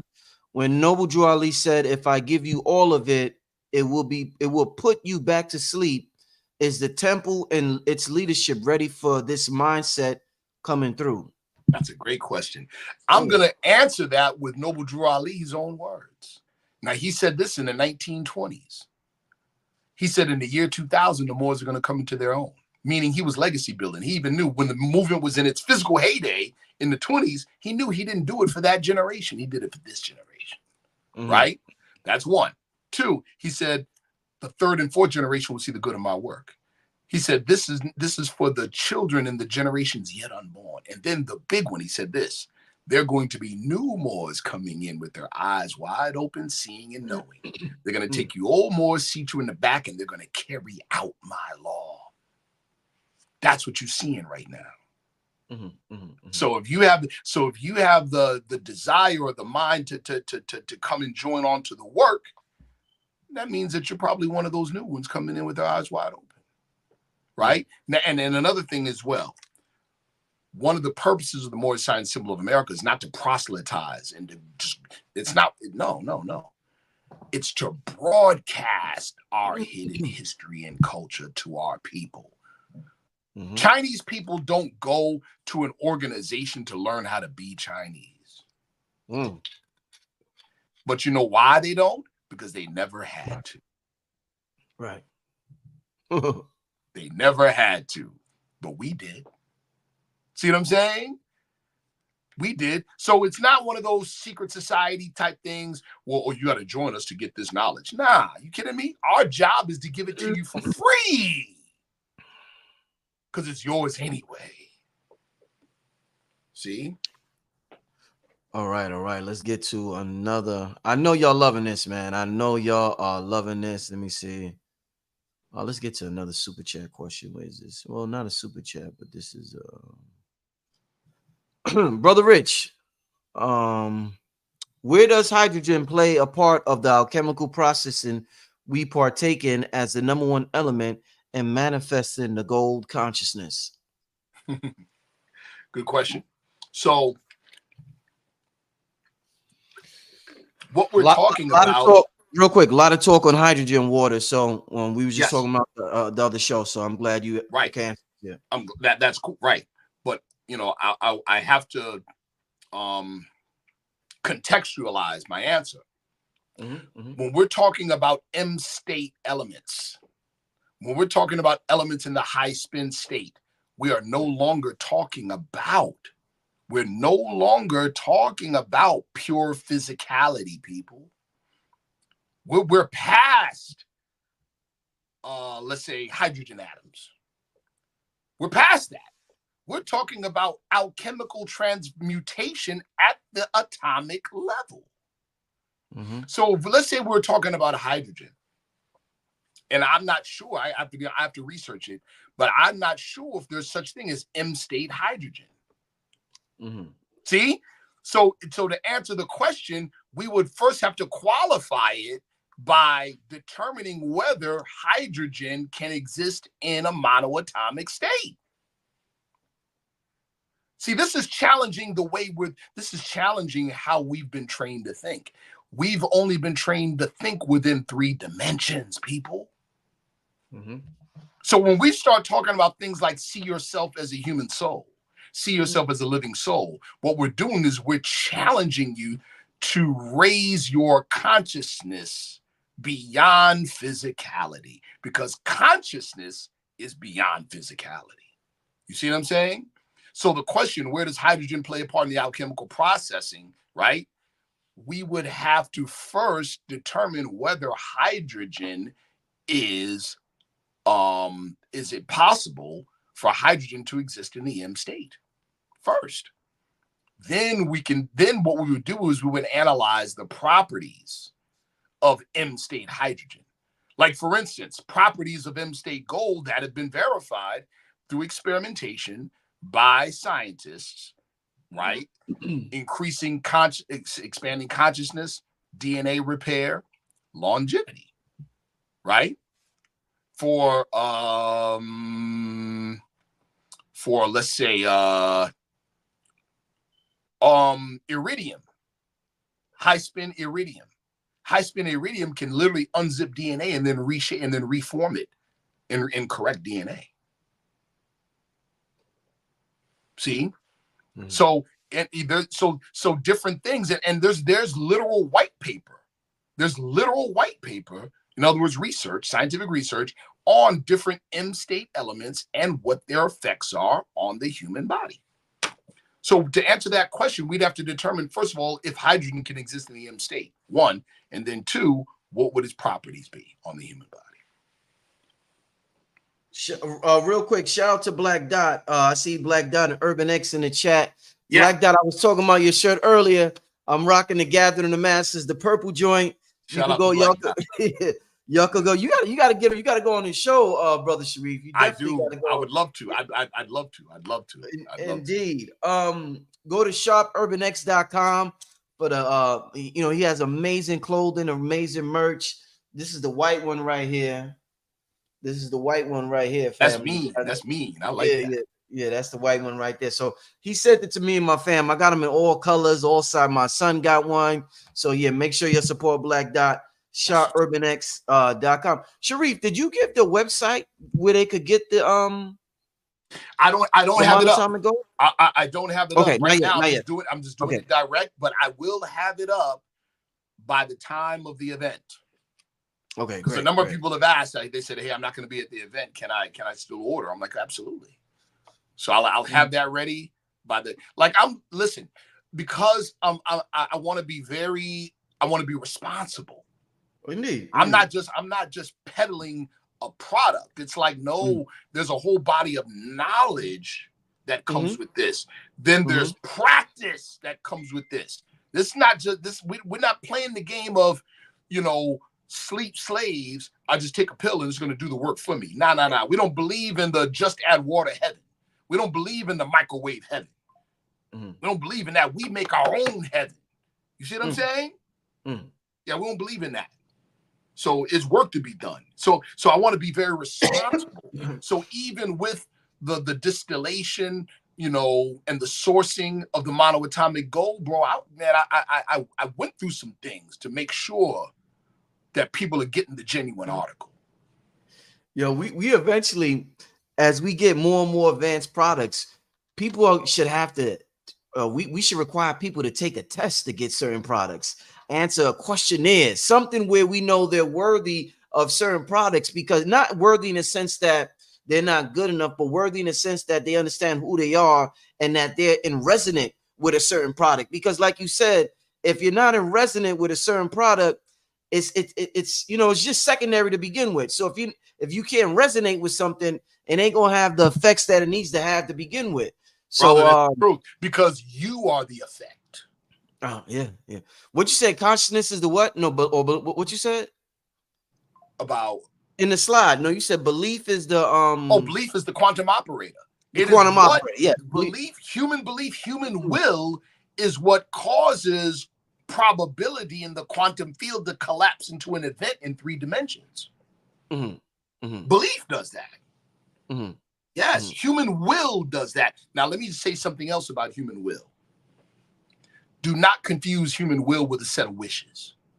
Aleister Crowley talked about this. He says, magic, the scientific definition of magic, is to cause change in conformity to one's will. But he also said this: most people don't have a will. They only have a set of wishes. One contradicts the other, and at death, they all cancel each other out. See? What do you think, Sharif? What do you think about, I've heard people say this before. Yes. It's better to be in alignment than to use willpower, because willpower, it almost seems as though you're trying to force it into being. Some people say it's much better to just be in alignment with something instead of using willpower. What's your thoughts on that? My answer to that is the midpoint. Because remember, so those that would say, oh, well, just be in alignment, that means you got to sit and wait for a mystery. Okay. See what I'm saying? That means you're denying your own divinity. You see? That means you're denying your own divinity. So but there's a midpoint. The midpoint is this. If my body, if the human being is a microcosm of the universe, and the universe moves in cycles, that means my work is to make sure my individual will is in tune with the macrocosmic will. That's called timing. Gotcha. Wise words uttered in due season. See that? Gotcha. Yeah. That means your timing has got to be right. So, like, for instance, I've mentioned this before.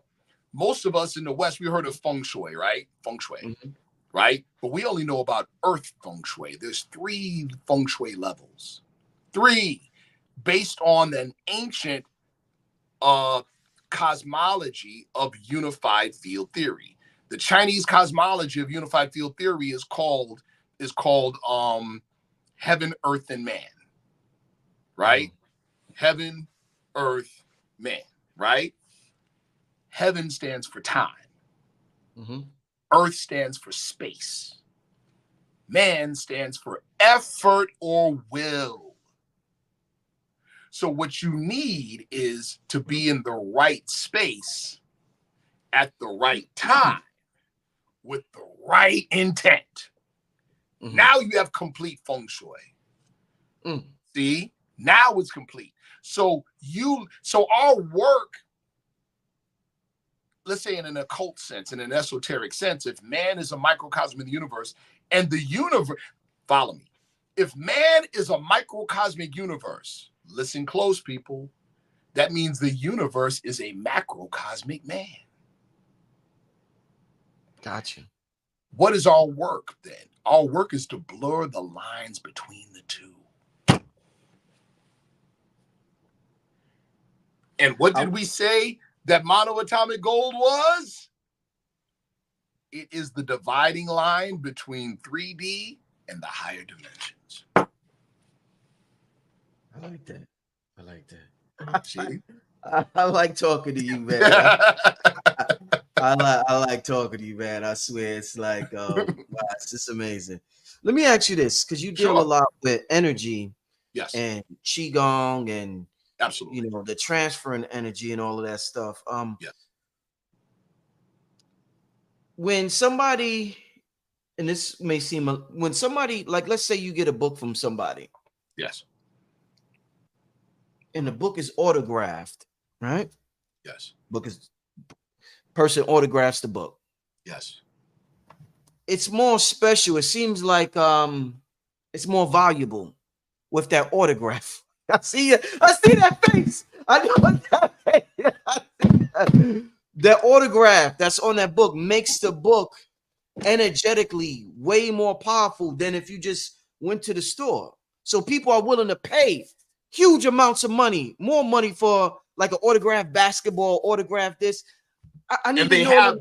And they have no conscious reason to explain why.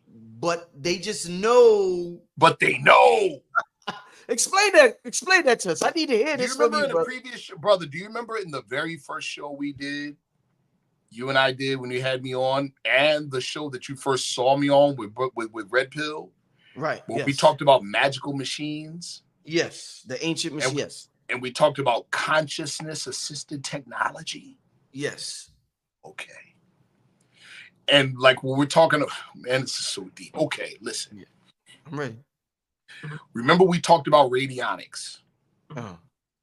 All right. Remember the book I said everybody needs to have called The Secret Art? Yes. Okay. So in radionics or psychotronics, right, you have a literal machine. Uh-huh. It's a machine. Uh-huh. And they have what we call a well. And in that well, right, you put what we call a witness. And from the witness, we can dial in to the witness and extract information. Mm-hmm. Follow me. Mm-hmm. In the early days of radionics, they were applying this towards medicine and had some ridiculous results. Mm-hmm. So like there's a particular radionics machine called the Delaware camera. Look it up. Where they could take a blood sample, like a dot of blood from Brother Rich, put it in the well, and literally generate pictures, X-ray pictures of your organs, bro. Wow. Hold on, bro. Hold on. Now, let me tell you and again, it's anything that will give you access to the biogenic field, the informational field that we just talked about. That means a piece of skin, a fingernail, a spot of blood, a sample of spit, even your signature can do it, bro. There it is. There it is, man. Even your signature. There it is. Yes. There it is. Even your signature. Now, let me ask you this. Yes. Is this, I'm about to give an example, and I want to know, is this the same on what we're talking about right now? Mm-hmm. Sometimes, and I like to use, when we're describing these scientific, these complex scientific, ideas and models, I like to use everyday examples for people to kind of understand it better. Yes. I'm going to give you a regular mundane example. And maybe you can show me what's happening energetically. Family, you got to love this, to have a conversation on energy with a brother like Sharif, man. This is like, it really helps us to grasp this thing more. Y'all really need to, follow this brother on Instagram, and this brother got a lot to offer. He's on the Discord. Shout out to everybody that's part of Discord. But check this out. Salute the Discord. this out, Sharif. Mm-hmm. I go to the store, right? Let's say I go to the store, I get a pizza. Pizza's good, you know. I'm enjoying the pizzas, whatever. Pizza's whatever. It's like all right, you know, it's whatever. But now let's say this happened on Monday. Let's say on Friday, my lady got a pizza, right? I want a piece of pizza. I take the pizza from her. I ask her, can I eat it? Shit tastes good like a motherfucker. Same pizza, but it tasted different when I get it from her than when I get it from the restaurant. When I go and buy it, it's average. But whenever I get it from my girl, that shit tastes amazing. And I want to eat all her shit. And she like, nigga, get your own slice. And I'm like, baby, when I get my own slice, it don't taste the same. Yo, ain't that crazy? But what you just described, brother, is again access to the biogenic field. Yeah, that's you literally described it. Ain't that something? Simple. Damn, this shit is Yes. amazing, y'all. Yes. But see, here's the thing. See, that's why I said you're more spiritually attuned than many people that I know, right? Mm-hmm. We have to start not just paying attention to those types of things. Mm-hmm. We have to now embrace it on purpose and live in that space. Yeah. If you even a wish, follow me, even a simple wish, I wish for da da da da da, and it happens in the secret orders. This is a law. A law. If you put an intent out, even though however slight, you put an intent out there in the ethers, and it happens, you had something to do with it. Period. In the Moor side of Civil America, we say it this way: there are no happenings. Law governs all events. All. So if I put the thought out there and it happened, that means I had something to do with it. Period. And you just have to accept it and live in that space. Now you're starting to live. Here we go. In one of the orders, one of the laws, again, is this. It's not I live in a mundane world and then I explore the occult world or I explore the esoteric world. No. It's an acknowledgement that I've always been immersed in the occult esoteric world. I just didn't realize it. Right. Wow. That's it. Wow. Yeah. Let's get this is let's do one last question. It's only right because we at the hour 57 mark. Let's do one last question tonight before we get out of here, just to wrap this thing up. They're asking her how to get some. You said they got to contact you directly. You know what, brother? I'm gonna shoot you something, and that you can post up. Okay. Shout out to Sister Lolita. She just literally she just made a pre-order. Shout out to her. Hold on. I'm about to send you something, brother, that you can put on the screen. That you can put on the screen. There we go. I just texted to you there, brother. Okay. All right. Let me put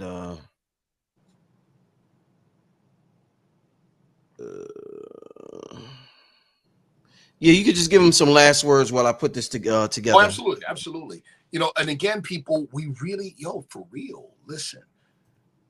We have to change our perception of ourselves. In the Moorish side and symbol of America, we say, know thyself and Allah. Allah being the great God. So it says, know thyself and Allah. In other words, by knowing yourself, you are getting to know the great God. Right. Okay? Simple. You are getting to know the great God by getting to know yourself. I love how the writers of the Matrix put it in the Matrix Revolutions and Matrix Reloaded, Matrix 1, 2, and 3. Right? When Neo's talking to the Oracle and she says, have a seat. He goes, I prefer to stand. And goes, suit yourself. And then he sits down and he says, I wanted to sit. She goes, I know. And then he says, right. And then she offers him candy. Candy? And he goes, but you already know whether I'm going to take it or not. And she says, I wouldn't be much of an oracle if I didn't. And then he says, but if you already know, how can I choose? And she said, but you already made the choice. You're here to understand why. Understand? See, we're literally in that state now when we're talking about knowledge of self, knowing, because it's not just knowledge, it's knowledge of our present condition. Why are we in this state?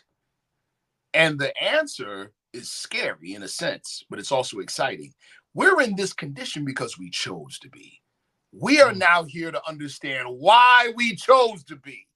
And see, and not just as individuals, but as a nation, a collective of people in America. See that? That goes back to the whole social alchemical experiment.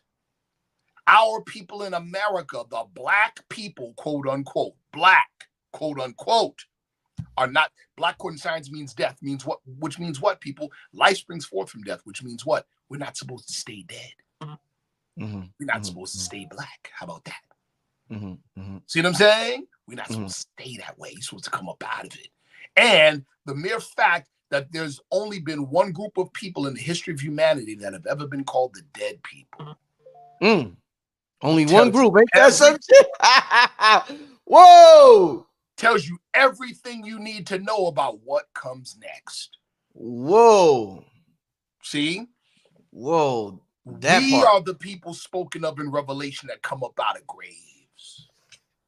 Yeah. See that?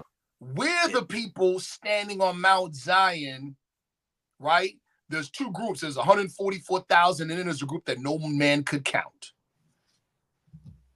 See? And they said they sung a new song and said that the Son of Man came down with a government on his shoulders. What does that mean? The government is a new narrative. Right. In your mind. That's what's on your shoulders, people. Yeah. Yeah. That's what's on your shoulders. America is the cauldron for the social alchemical experiment. We are the subject of the experiment. Whew. Whew. See? Whew. Man, oh man, oh man. Hey man, listen, man. Oh man, what an amazing show, family. What an amazing show. Sharif, you have just this whole year, you have been on fire, brother. It is your time. Like we was talking about timing earlier. When it's your time, it's your time. It's just your time right now, brother. It's just it clearly is your time right now. Nothing could slow you down, my brother. I just keep being true to who you are and what you bring to the table, because we each bring something unique to the table. I absolutely love what you bring to this table of consciousness. Thank you so much, bro. And resurrection of this divine light, my brother. I want everybody to support my brother. The brother has the monoatomic gold. Right now it's just direct on Instagram, so you can hit the brother up. Do not misspell that name. Right, because go somewhere else. and you won't get it back, family. So if y'all interested, some of y'all gonna get it at the event. And I know some of y'all we was just talking about that energy exchange. Some of y'all want to get it from him personally, hand it to y'all. So I get that, but if you can't make the event, can't make the event and you want to get it through the mail, cash you can do that too, no problem. That's not a problem. And as a matter of fact, that's not a problem. It's not a problem. Indeed. But yeah, I'm gonna talk to the brother. I'm definitely gonna get mine. Like I said, man, I gotta support the brother. I gotta get mine, y'all. So make sure you support the brother. With that being said, I think that's it. Any did you leave all your contact information? Find me on the gram at Instagram at Life of a Grand Sheik, or find me at Sharif Bey on Instagram. Find me on TikTok as Sifu Sharif, and of course on the blue app, Sharif and Ail Bey. You can find me either way, or you can go to my professional website, which is my Kung Fu school, SyracuseFighting.com. It's called, my name of my school is called Syracuse Kung Fu, but the URL is SyracuseFighting.com. You find me. Easy to find. Shout out to everybody who gave super chat. Somebody asked me a question. Brother Rich, have you ever thought about the likes of Brother Sharif, Dr. Valentine, Dr. Ray Haggis, Tariq Nasheed, Bill Carson together for the super enlightenment awareness? I mean, yeah, I bring people together all the time. I haven't interviewed Ray Higgins in over a decade. I don't know what's up with the brother these days, but yeah, shout out to him. I just haven't talked to him in a while.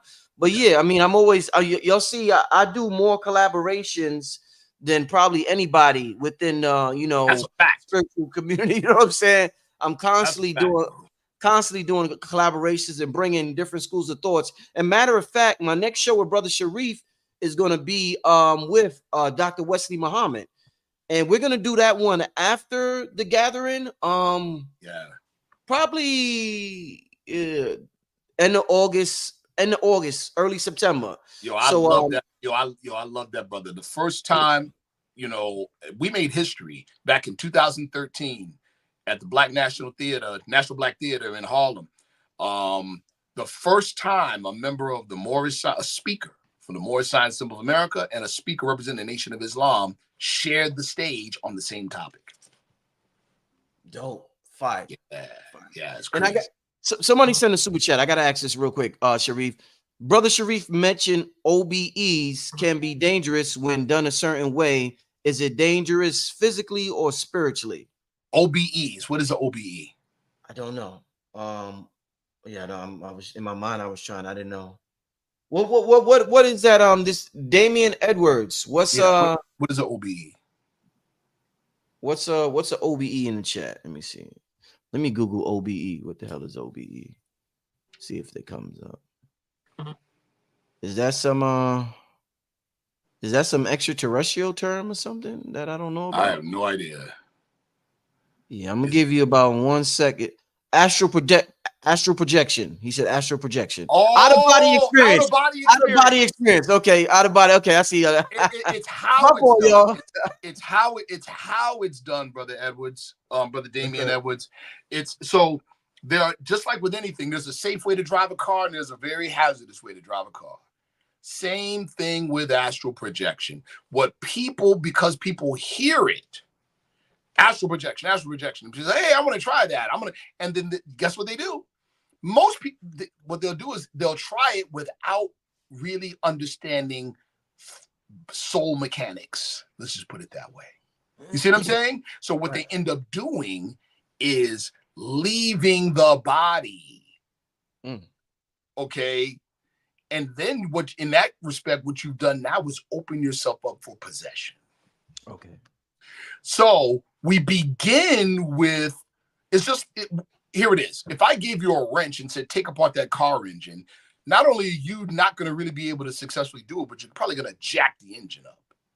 But if I put you in a classroom and give you the schematics of an engine and show you all its components and how it fits, now I give you the wrench, you know what you're doing. Make sense now? So when I said in the presentation that the soul body is already on the astral plane, you just have to insert a portion of your waking consciousness into the soul body. Get it? Gotcha. Let me give a deeper explanation. When we're awake, that means our waking consciousness is up and our subconscious is asleep. When we're asleep, it's the opposite. Our waking consciousness is knocked out and our subconscious is up and active. When you just wake up, they are passing each other. And that's why you can have a dream, and the dream makes perfect sense in the dream state. When you wake up and you're groggy, it still makes perfect sense and you still have a lot of recall.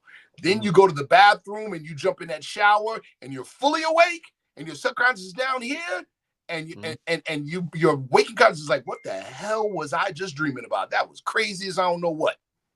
It's because when they're in closer proximity, they can communicate. You get it? Okay. So what we want to do with astral travel as opposed to just dreaming is we want to train a portion of our waking consciousness to enter into the dream state. Gotcha. Now you are consciously astral traveling. Gotcha. You see what I'm saying? Consciously astral traveling. See, they're gonna Sharif, man, they're gonna keep you busy with them orders, man. They starting to come in, man. Sister yeah, says, I just yo, shout out to the sister Leah. She just sent shout it. out to you, sis. I got you, sis. I got you. Make sure you shoot me your you know. Well, if you're gonna be at the event, I'll just see you at the event, right? I'll just see you at the event. Shout out to Lakeisha Vaughn. Listen, yeah, it's starting to come through. Also, too, people, you know, my brother Red Pill, he and I are going to cook up something marvelous this upcoming Sunday. Go to his page, Fear of a Blackamoor Messiah. Yo, we're gonna act up.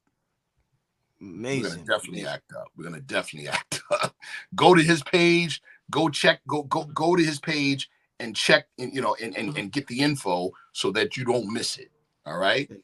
Fear of a Blackamoor Messiah. That's this Sunday at I believe 8 p.m. this Sunday. Indeed. Hey, family, with that being said, man, I don't want to keep the brother much longer. We done been on here over 2 hours. I just did 6 shows in a row, 6 days straight, y'all. Y'all gotta be loving the show that I'm putting on. I am putting your work ethic is bananas, bro. Bananas. It's that time. It is that time. It's inspirational. It's inspirational. And again, it's a testament to the it's a testament to your spiritual development. You see, because we literally can draw energy from the higher planes. When we talk about superconductivity, that's what we're really talking about. It's just like I mentioned this before, and then I'm gonna shut up. It's just like I'm doing 100 push-ups, right? It's not the 100 that make me stronger. It's the last 5. It's when I get to that point where my mind says, oh, I can't do no more. Or my body says, I can't do no more. And like it's really saying I can't do no more. And I push through no matter what. Where do I draw that energy from? I transduce it from the higher realm down to 3D. You see what I'm saying? Now I get those last 5 out.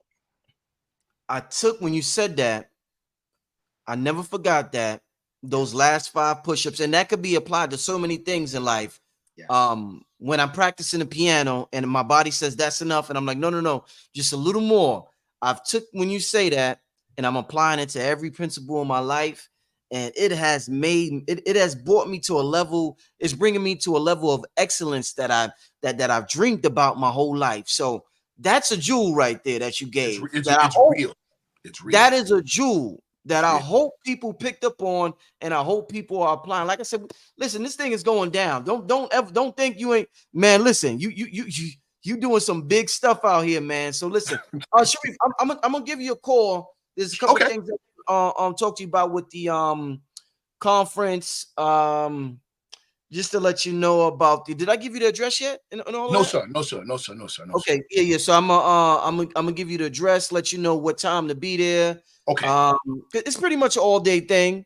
I'm gonna let you. I think the brother said the tables are 8x8. So but I'm gonna just keep you updated. And I definitely want to do some filming behind the scenes with you. And I would love to try to squeeze on it. Timing is so tight. Bro, the lineup is already crazy. I'm just blessed to be in the building. You know what I'm saying? Yeah, I'm blessed just to be in the building. And I'm, and there's so many other things that I'm being pressed to do too. Like a number of people, again, like I told you, we're hands-on. You know what I'm saying? I'm all about practicality. This is not just talk, right? So even a lot of the other bioenergetic stuff, I've had people ask if I'd be willing to do some short impromptu bioenergetic lesson giving or whatever. I said, sure, because it doesn't take long, right? You plant the stick, you see the shadow. You do it right, you feel the energy. That's it. And a number of people have even asked about Qigong treatments, some actual health and medical Qigong treatments. So, yeah. Amazing. Yeah, bro. Hey, family, thank you once again, Brother Sharif. I'm gonna let you go, my brother. Amazing, excellent show. And I will see y'all. I might see you tomorrow. I'm not sure. But everybody have a good night. See you next time, family. Peace. Peace.